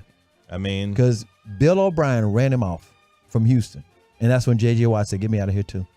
By the way, shout out to Aisha Morrison, crushing it right now on Fox 4. Yep. Talking Cowboys after OTA. Shout out to Aisha Morrison doing her thing. But yeah, I wouldn't mind seeing DeAndre Hopkins, I guess, with New England. Mac Jones, like I said, needs a bona fide he really does. weapon there. But the team that makes the most sense, honestly, imagine DeAndre Hopkins in the Kansas City Chief uniform. Stop.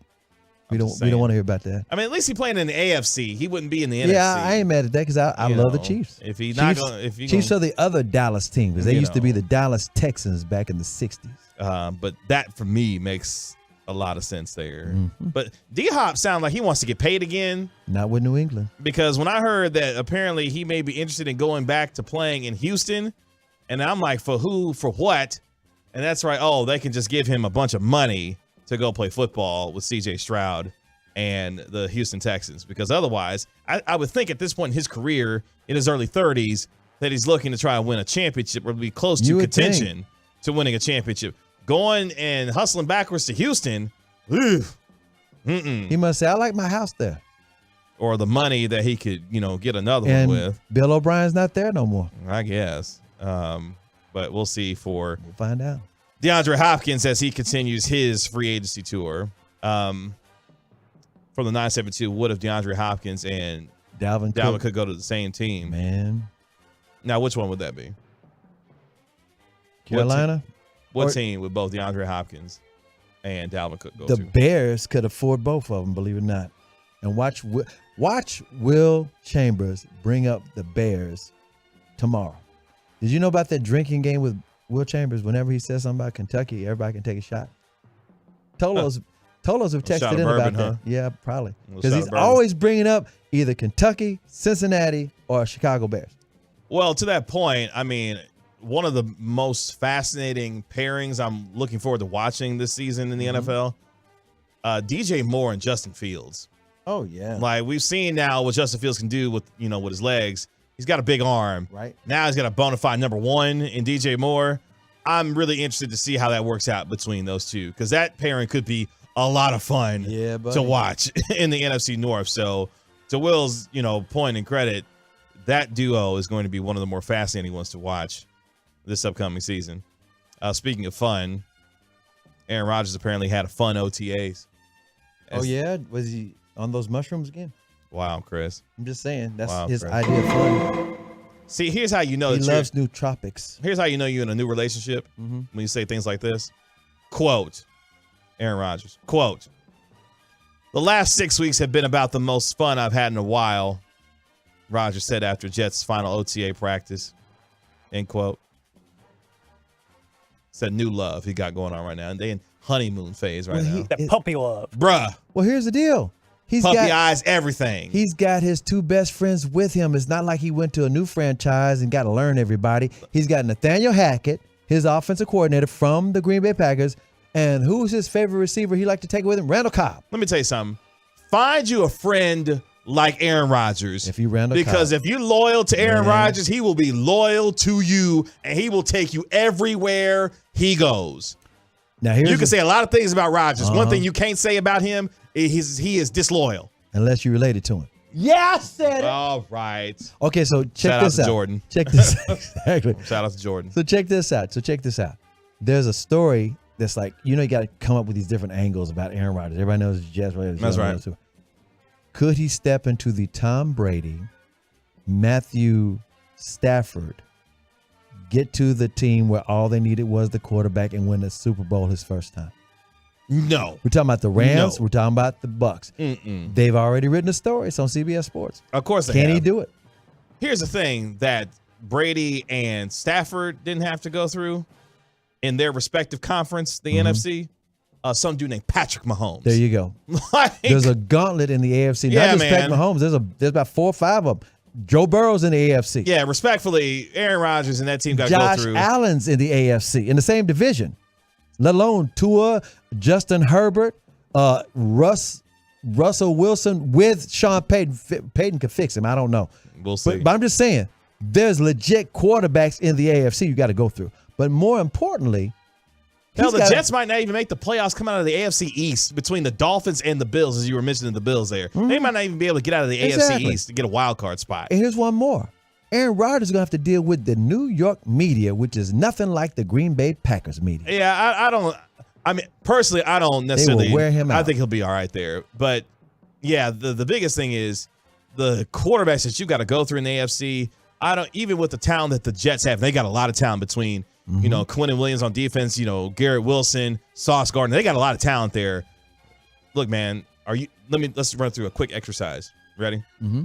Are you picking the Jets to go on the road to beat Kansas City in an AFC Championship game? Hell no. Are you picking the Jets to go on the road to beat Joe Burrow in Cincinnati in an AFC Championship game? No. Are you picking the New York Jets to go on the road if they had to go beat Buffalo in an AFC Championship game situation? No. Okay. Even though Aaron Rodgers used to the weather. No. Like, that's already 3 teams, and I haven't even gotten to Miami. I haven't gotten to the Chargers. Like, come on, man. Denver, maybe. I'm just saying. But they're gonna be fun to watch. They're gonna be fun to watch. But Cleveland might be good too this year. Quiet as it's kept. Quiet as it's kept. Don't let D-Hop go there to hook up with Deshaun Watson again. Mm-hmm. From the 469, how long before you guys stop saying Herbert's name with the true talent of the AFC? What are you talking about?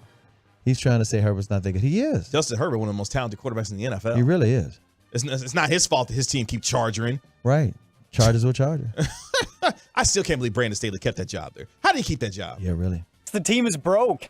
They can't afford to pay 2 head coaches at the same time. After what he did in that wild card game against the Jacksonville Jaguars, and they didn't fire him on the tarmac that night? Come on, man. Oh, boy. Oh, yeah, we left one. We forgot about Jacksonville. Aaron Rodgers still got to get Trevor Lawrence. Come on, man. There's so many quarterbacks in the AFC. How can we forget about Mike Bassing's favorite quarterback? Yeah, really. Come on, man. That's your trip around the NFL here on the Get Right. Reggie KG here on 105.3 The Fan. From the 682, we overrated Buffalo just a tad. I will say this. Get on my salty soapbox real quick. How about that dude throwing all the interceptions? Yeah, he gets to cover Madden.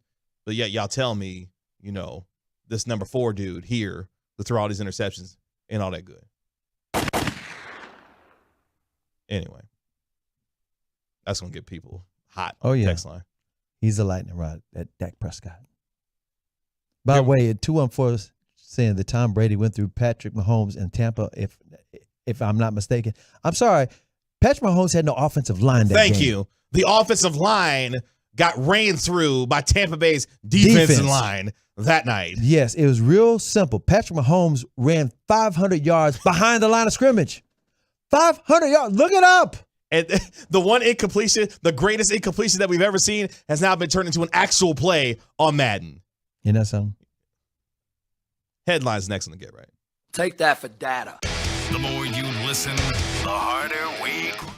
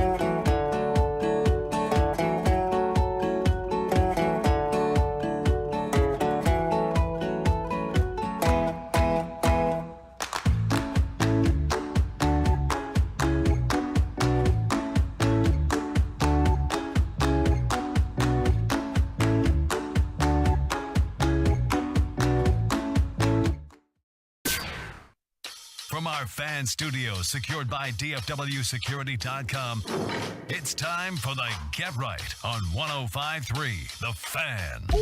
Final hour to Get Right with Reggie KG on 105.3 The Fan. Kevin Gray with a three-time Hall of Famer Chris Arnold. Got you down. My man Alec Medford holding it down for you here on this Friday night. We're with you until midnight tonight here on your home of the Cowboys and Texas Rangers. 105.3 The Fan. Going to get you caught up on the latest headlines on this Friday night as we get ready to send you off into your weekend. At Kevin Gray Sports, at Mr. Chris Arnold, at Alec on the radio. If you want to get in on the conversation, to follow us there on Twitter. Coming up here in 17 minutes, chaos ensues.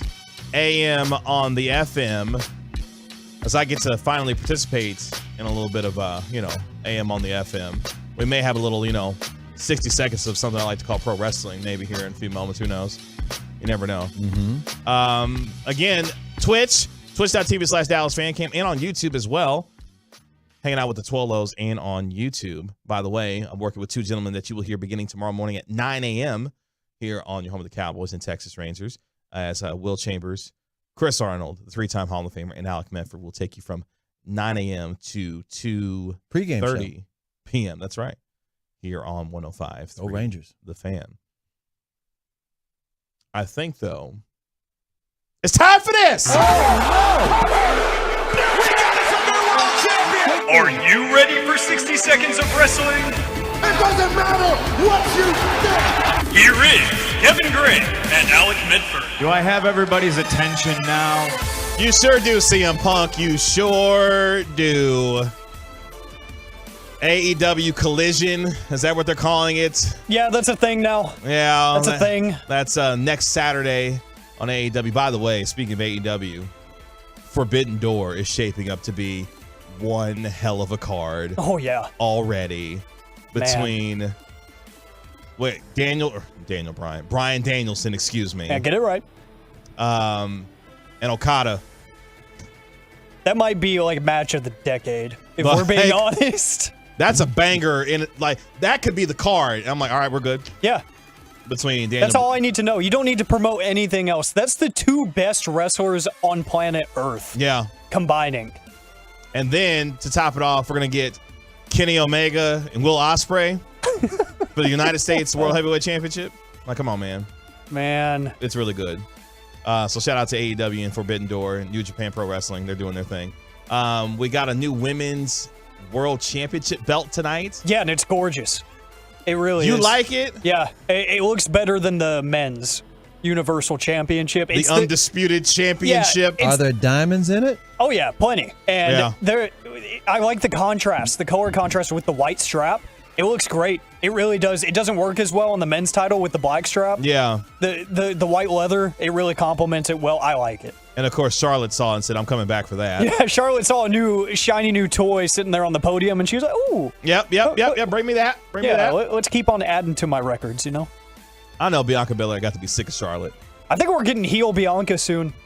If we're getting NXT Bianca Belair, yep. We're getting some teases.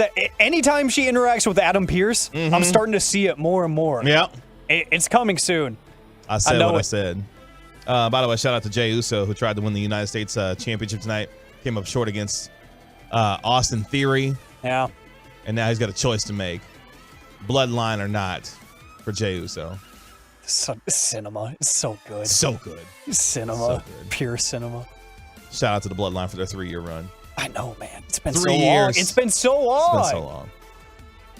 That's your 60 seconds of pro wrestling here on the Get Right of Education. It's been a long time since we've had to been able to do the 60 seconds of wrestling. It felt so good to hit that open again.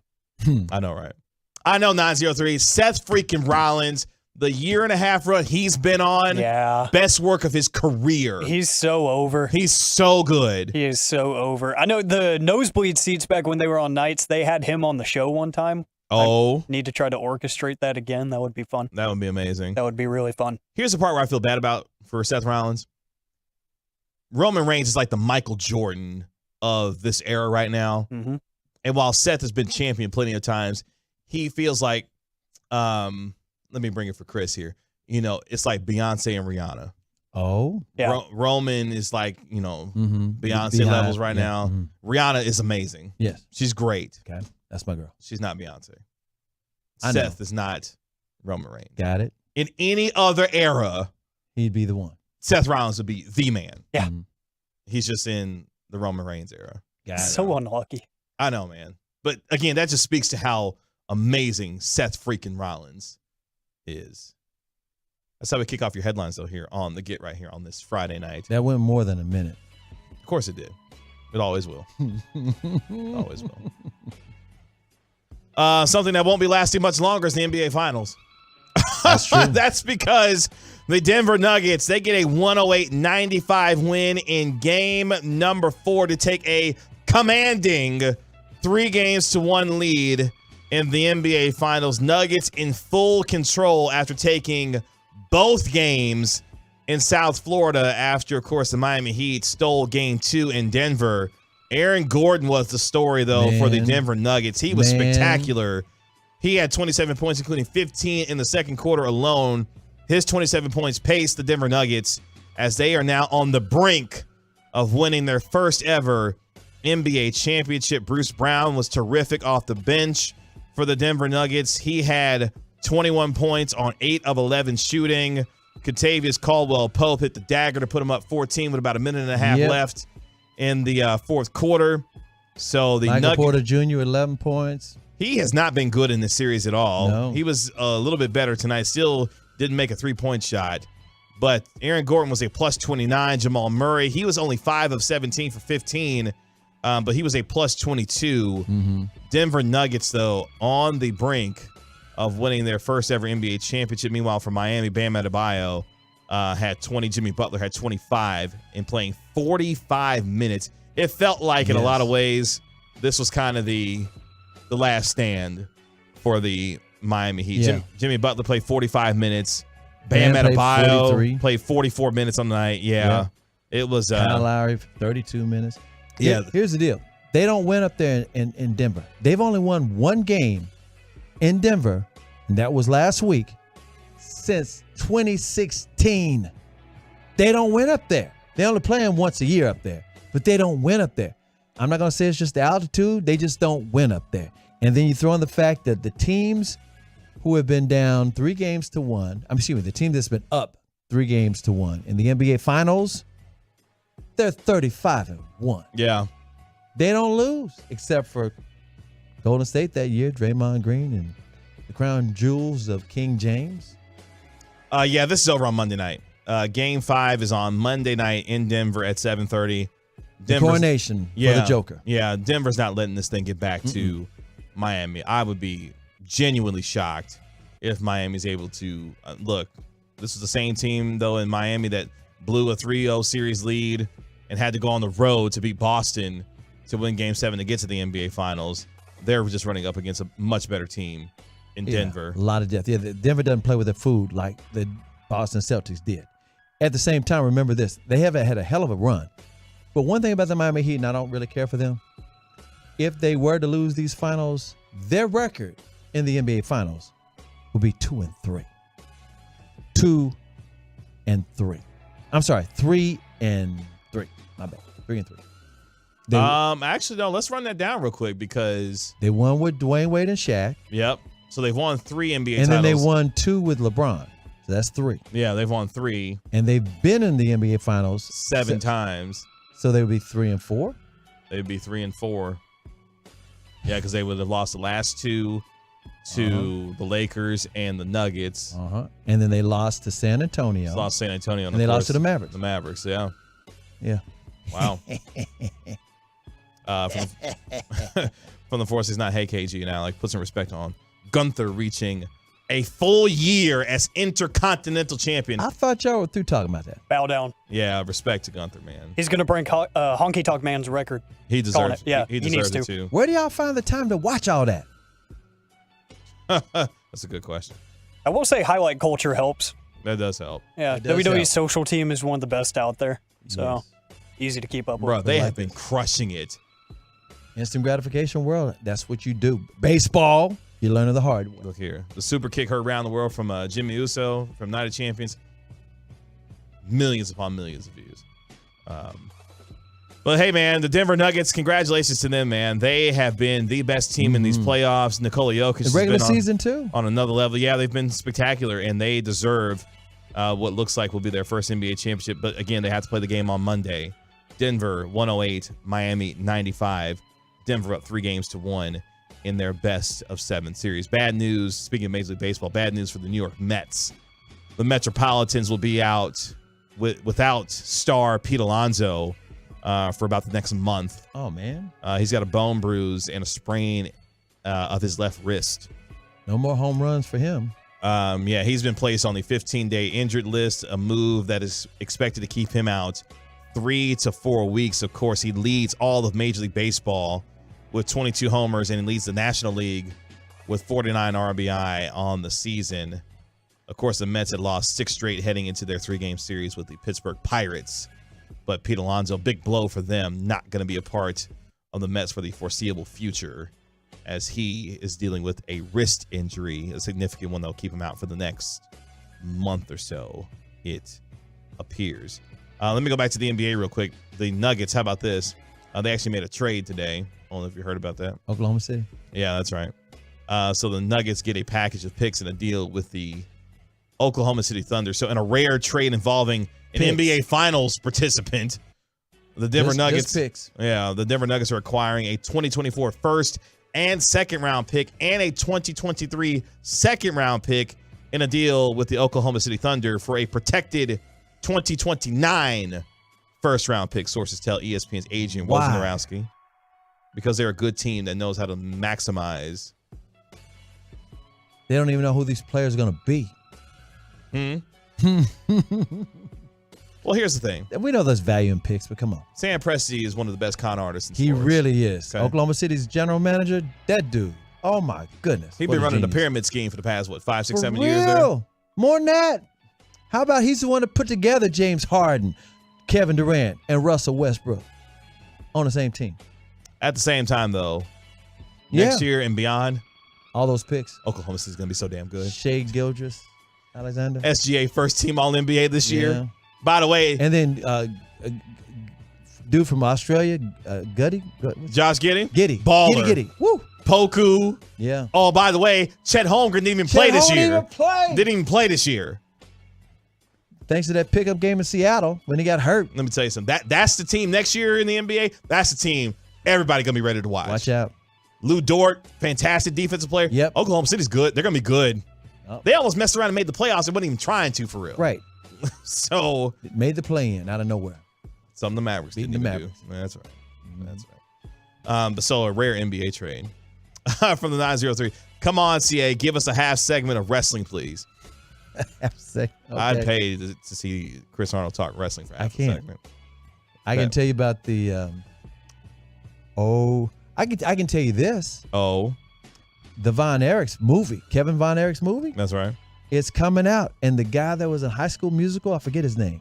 Zac Efron? Yeah, Zac Efron, yeah. That's right. He's playing Kevin Von Erich. That's right. And for Tolos, if you don't know, that music, the intro to G-Bag Nation, Ted Nugent's Stranglehold, was Kevin Von Erich's walk-up music when he walked into the ring. And I sent him a DM way back in the day. He's living in Hawaii, and then we got him on the show. How about that? There you go, 903. Boom. CA gave you some wrestling. And I used to actually half segment. Check out those Von Erichs at the Sportatorium back in the day. That's right. And they actually sold out Texas Stadium. Did you know that? 65,000 people. Shout out to the Von Erichs. Mm-hmm. Novak Djokovic does it again. He reaches the French Open final. He always does. It's amazing. The number 3 seed was able to cruise to a 6-3, 5-7, 6-1, 6-1 victory over the top seed Carlos Alcaraz today to reach his 34th major final, where he will face number 4 seed Casper Ruud in the French Open final. The 36-year-old continues to defy age and time as he will attempt to win his 23rd Grand Slam title, which would break a tie with Rafael Nadal for the men's record for most Grand Slams. I'm surprised he's not playing Nadal in the French, because Nadal is always in the French. I didn't play this year. He's hurt. Oh. Yeah, injuries kept him out of this year's tournament. So Novak Djokovic, though, looking for his 23rd Grand Slam championship on his way to the French Open final. Those are some of your headlines here on the Get Right.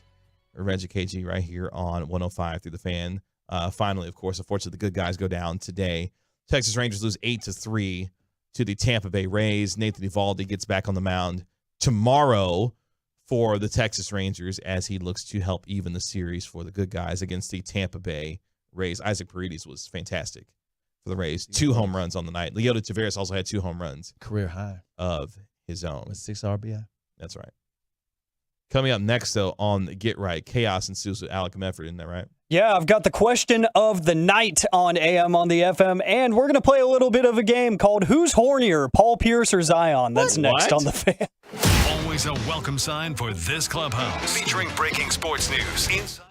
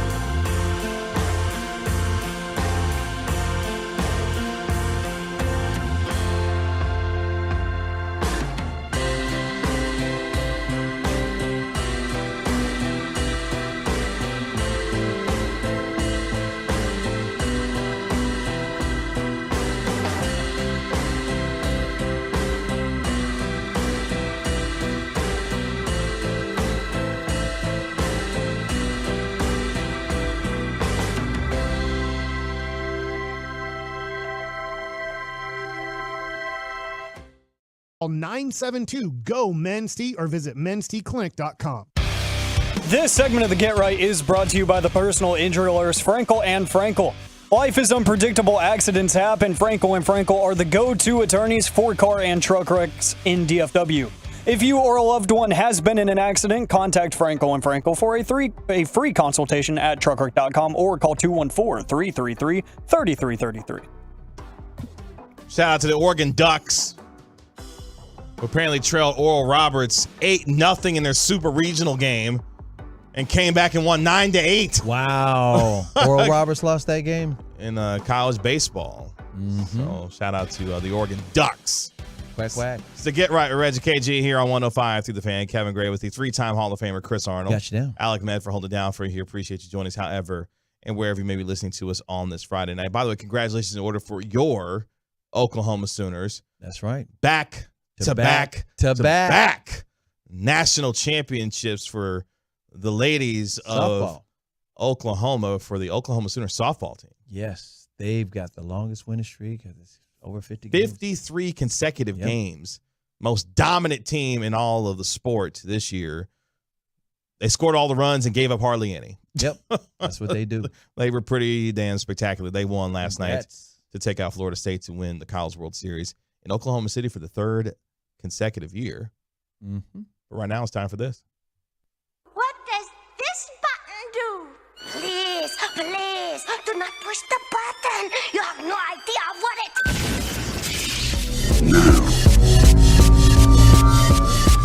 Reality can be whatever I want. Don't you dare touch that dial. Don't you dare do it. It's a late night edition of AM on the FM right here on 105.3 The Fan with the Get Right. Welcome back, KG. Great to have you back in Insanity here. I know, right? It's been a while. It's been a while. CA is accustomed to this at this point pretty much twice a week. You can hear it on the weekends. You can hear us tomorrow with Will Chambers starting at 9 a.m.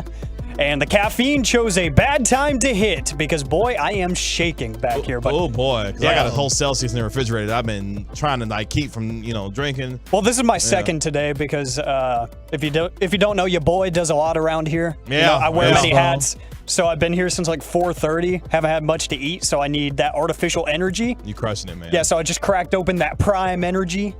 And, come on. You succumb to the Paul brothers. It's fantastic.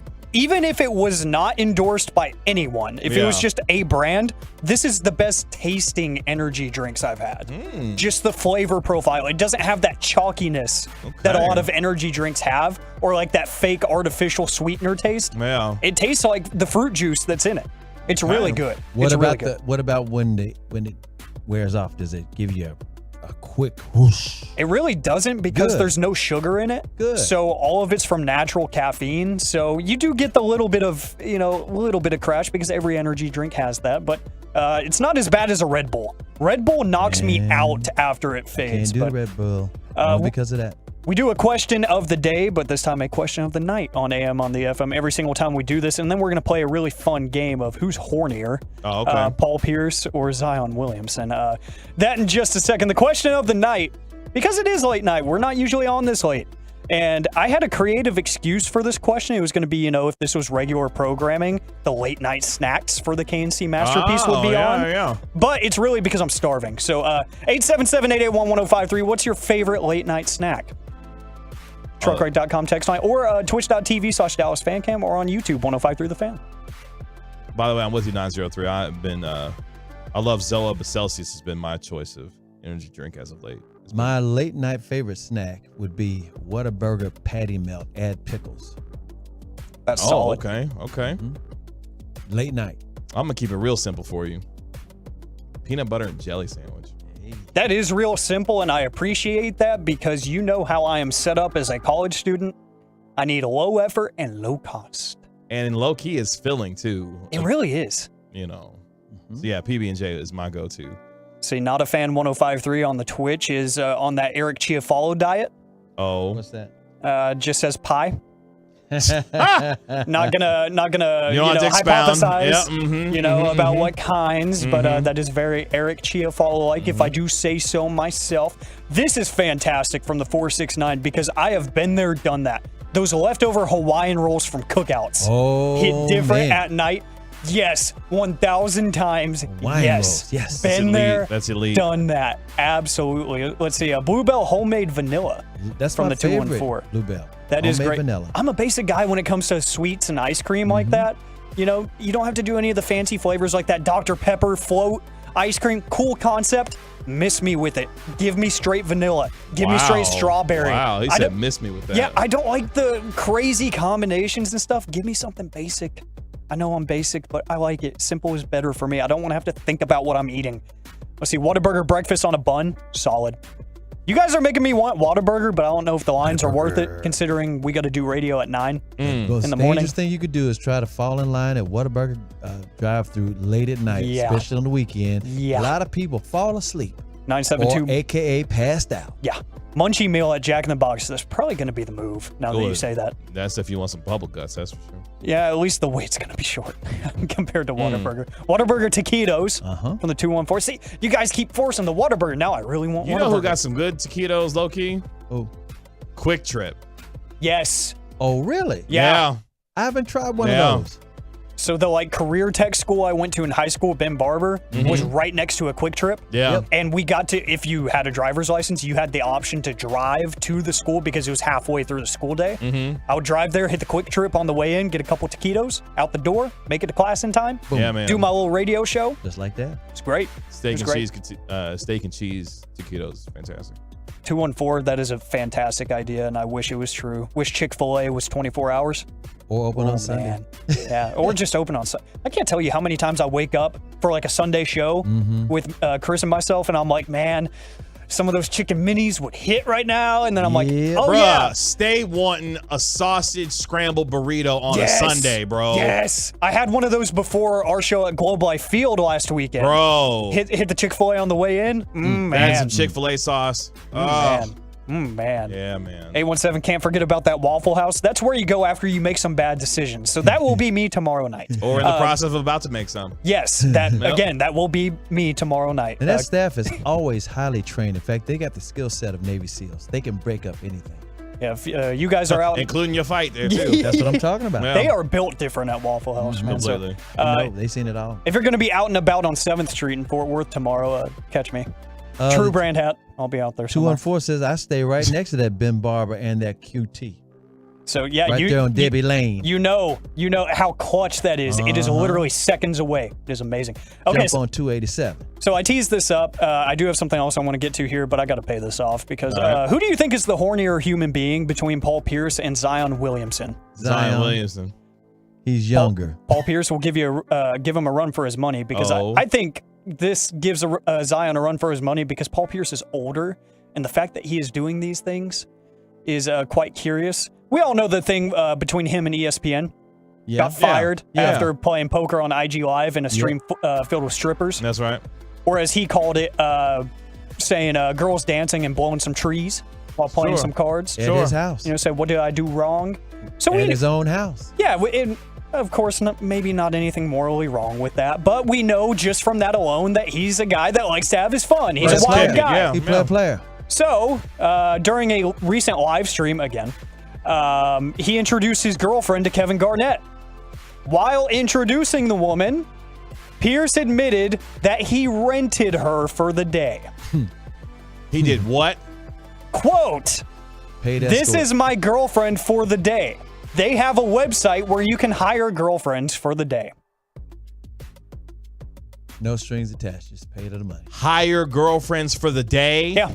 It's like an escort. She got a credit card swipe. Yep. KG, she got a credit card swipe. Yep. I was going to say something, but I like my job. Anyway. I don't know because I'm in a tight spot with him and Zion. It's hard to it's easy to compare, but it's hard to compare. I swear Zion, this stuff with Zion is wild. But I'm tripping out on the conception of rent a girl for a day. Like how much did she charge? Probably a lot. Depending on what you got to pay to play. Depending on what he wanted to do. You got to pay and a whole day too. This isn't just like a couple hours. I have so many questions. Like is this by hour? every 2 hours. Is there like by an 3 hourly hours. wage? Yeah, you know, exactly. Like what's the going on here? rate? Like, are there different tiers? Yeah, exactly. Like, you Like- get more if you pay more per hour. Yeah. Like, are there extra services based on how long? Like, You know you're in trouble if she's got a menu. not a menu, bruh. I'm gonna turn the music down. If you listen real quietly, because you know Zion loves Dallas. If you listen real quietly, you can hear him looking for his next adventure. Wow.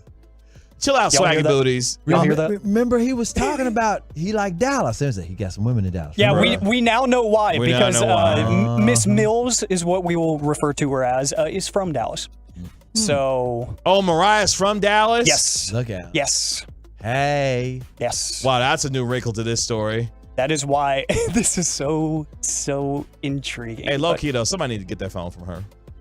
yeah, she's been wilding. Like, it's to the point where I probably got to mute her name on Twitter. Like, it's been 3 business days. Just doing three business. Somebody show her how to spell beneath. Some of them were funny, I'm not going to Yeah, lie. they were. Some of them were. Yo. Some of them were. The jokes that we've been getting off over the last couple of days of this whole thing. Bro. Zion. Hey, if we're going to talk about attractive women, good evening and only good evening to Janelle Monáe. Dropped her album today, Age of Pleasure. Going to listen to it on the way home. I'll have a review tomorrow. You might want to wait till the morning to listen to that.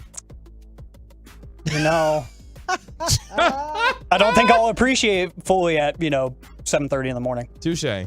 So Touche. think I'm thinking smart. I do want to stay on the music to wrap it up here on AM on the FM. All right. So I talked about this a little bit with CA on Sunday. So Across the Spider-Verse, the movie. By the way, I saw that. You did. That is awesome. It was awesome, and the soundtrack was equally as awesome. Yes. Produced by Metro Boomin, had all kinds of people on it. And the soundtrack for it on Spotify was streamed 139 million times in its opening week. It becomes the biggest hip-hop streaming week of 2023 and the second biggest opening ever for a movie soundtrack. Wow. Ever. Wow. It's that good. It really is. It is that good. And I want to give a special shout out to one person on that record.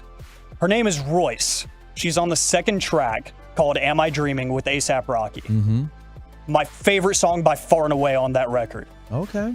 Royce was found by Metro Boomin when he was bored one night scrolling through YouTube. She had 100 subscribers. He found her music and fell in love and said, hey, I got this track that you would be killer on. And they made a certified banger. She is now up to 3.5 million average streamers on Spotify from this alone. Now that's a blessing. Royce is 23 years old, and she has her own record label that she created herself called RMG, Royce Music Group. And I showed her some love on my IG story last night. Said she's going to be around for a long time. She actually responded, showed me some love back. That's great. Sweet, sweet human. She is mad talented. Mad talent. When I say she's going to be around for a while, she's going to be around for a while. So she's doing the Billie Eilish. Yeah, she is a talented musician. Such a pretty voice, great range. Go check out the soundtrack. I love it. I love her. She is awesome. Look at you shooting your shot. And check out the movie, too. The movie's great. And the movie is fantastic. I got to see it again. Miles Morales and Gwen. And one last thing. Fan Expo, big Comic-Con kind of thing, is going to be here in Dallas. Shamik Moore, who plays Miles Morales, is going to be signing there. Is that right? He's going to be signing right after our show on Sunday. I think I might be pulling up to go meet Shamik Moore. Is that going to be over the What you Anatole? mean, might? You're going to be there. He's going to be right there. He's going to be right there. Is it the Dallas Convention Center? It's going to be at Kay Bailey, yeah. Kay Bailey, yep. Dallas Yeah, Convention. so a bunch of people going to be there, but Shamik Moore is fantastic, and I got to meet the man. That's my time. Yep. That's incredible, man. It's Final Call next on the Get Right. Coming up today on the KNC Masterpiece, we got the NBA Finals.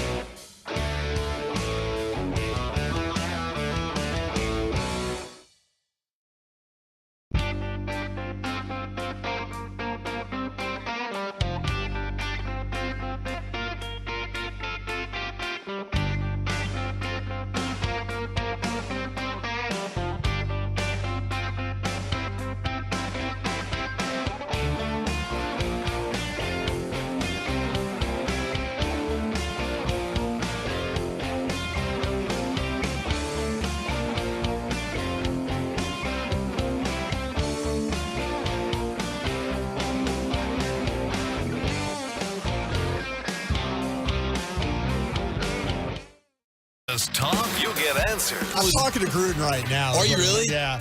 He goes, hey, man, I'm just a fan. That's his typical way of saying, man, don't talk about me. He goes, he just said, I go, hey, coach, just did a story that you helped the Saints with installing their offense. Is that true?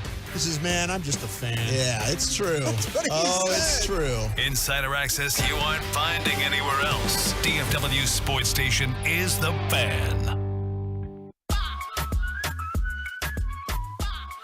To get right, Reggie KG here on 105 through the Fan one final time. Kevin Gray with a 3-time Hall of Famer, Chris Arnold. Catch you down. Alec Med for holding it down for you here. Really appreciate all of his hard work on this Friday night here as he helped you out through the Rangers game and now with us through the Get Right as well. So make sure you give him all the follows on Twitter at Alec on the radio. For my man Alec Medford, you'll be able to hear him and his stylings along with Chris Arnold and Will Chambers beginning tomorrow morning at 9 a.m. right here on 105 through the Fan. They'll take you all the way till 2:30 and lead you up to Rangers pregame as the Rangers get back on the diamond tomorrow. First pitch at 3:10, Nathan Eovaldi going to be taking the mound for the good guys to help the Rangers try to even up their series at one game apiece with the Tampa Bay Rays after they got the 8-3 win in game one of their 3-game series. At Kevin Gray Sports, at Mr. Chris Arnold. It's the final call here on the Get Right before we get out of here on this Friday night as the Denver Nuggets are on the brink of winning their first ever NBA championship after getting the win tonight in Game 4 on the road against the Miami Heat. They get a 108-95 win. Aaron Gordon, 27 points. As they win by 13 and now have a chance to close it out on Monday night in Denver to try and win their first ever franchise championship.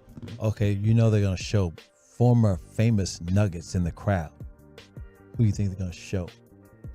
I mean, at minimum, Alex English, Kiki Vandeweghe, David Thompson, maybe? Dan Issel. George Karl got to be in the building. Carmelo needs to be in the building. You would think. Even former Denver Nugget great Allen Iverson should be in the Even building. former Denver Nugget great Nick Van Exel. That's where the Mavericks got him. Yeah, Nick Van Exel. And Avery Johnson was up there with him. Yeah. Dikembe Mutombo. Of course, Dikembe Mutombo. Wagging his finger. Yeah. Sounding like Cookie Monster. It's going to be a star-studded affair there because I'm sure Russell Wilson, Sierra, Sean Payton, Peyton Manning, I'm sure they'll all be in the building for a potential closeout game on Monday night. What about Von Miller and D. Ware? Nope. Nope. Von might be there. He might. D. Ware, he goes back and forth all the time. Yeah. I met DeMarcus Ware the other day. Good. Nice guy. Yes, he is. Still look like he can get down and I was play about to say, right look now. like he can play right now. Play right now. Right now. Right now. But yeah, shout out to the Denver Nuggets. They've had an incredible year, and they deserve to culminate their season with an NBA championship. There you go from the 214. Eduardo Nahara. Yeah, he was up there for a minute, too. Former Maverick great. Boomer Sooner great. Yeah, so that should be a lot of fun on Monday. It'll be a busy night on Monday between the NBA Finals, Monday Night Raw, all kinds of stuff going on Monday. Are you going to be watching the UFC this weekend? UFC 289. The Lioness, Amanda Nunes, is going to be defending her women's bantamweight championship in the main event of UFC 289. Looking to put one more notch on her Hall of Fame career. I think I'll be checking that out, maybe. You gonna watch any Stanley Cup Finals? Florida kept it from being a sweep. Yeah, they did. Probably not. No. Once the Stars, yeah, I hear you, got bounced, it was pretty much like, all right. Plus, Vegas has been terrific all season long, and you may be having lost to the eventual Stanley Cup champion, but yeah, I haven't been watching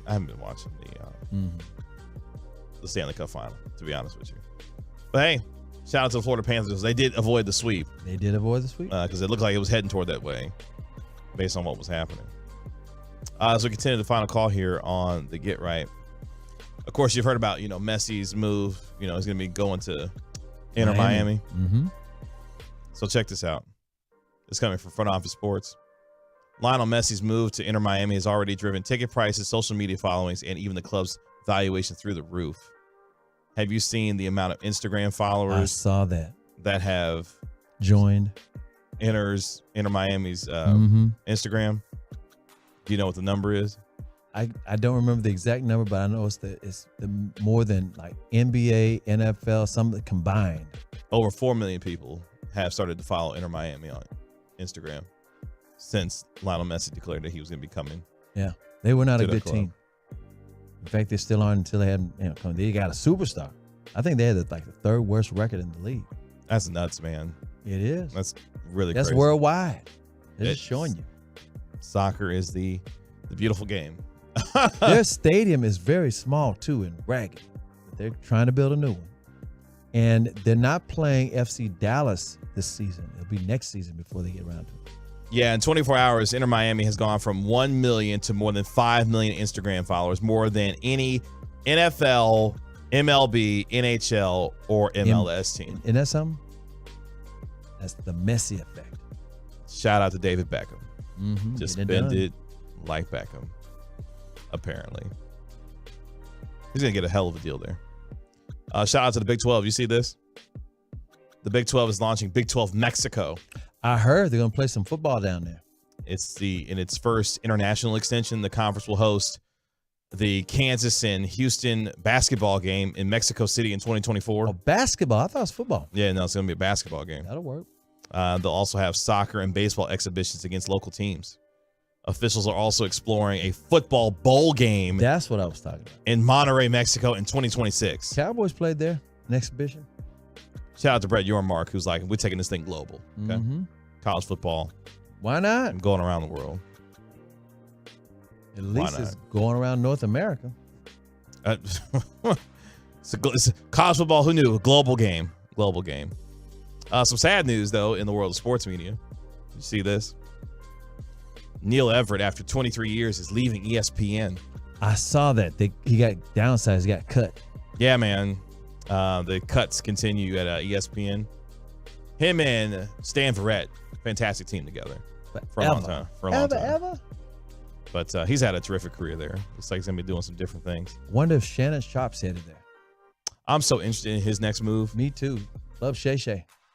If I'm him, I got a whole platform on YouTube. Club Shay Shay got over 1 million subscribers there on YouTube. He's doing fantastic individual work on his own. Yep.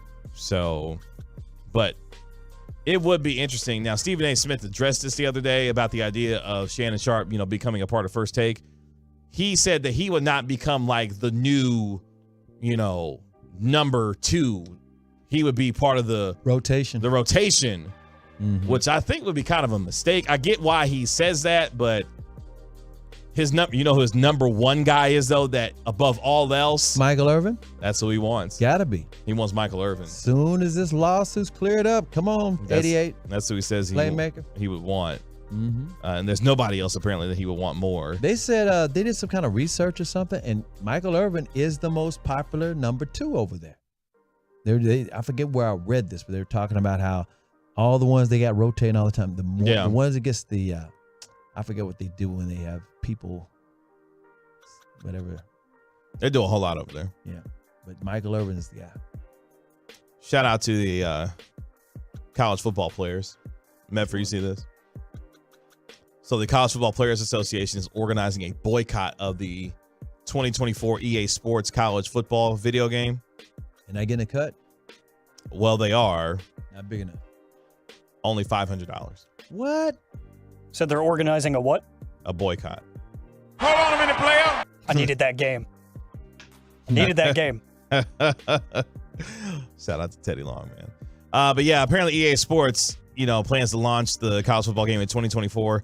But yeah, athlete payouts are expected to be just $500. You can't buy 2 pair of Jordans for that. Come on, man. Let's do better. Let's just do better. That's not even per diem money on the road. It's really kind of ridiculous. By the way, some more perspective on Oklahoma winning the women's softball national championship. A little more perspective on that. We mentioned the fact that they've won a NCAA record 53 games in a row.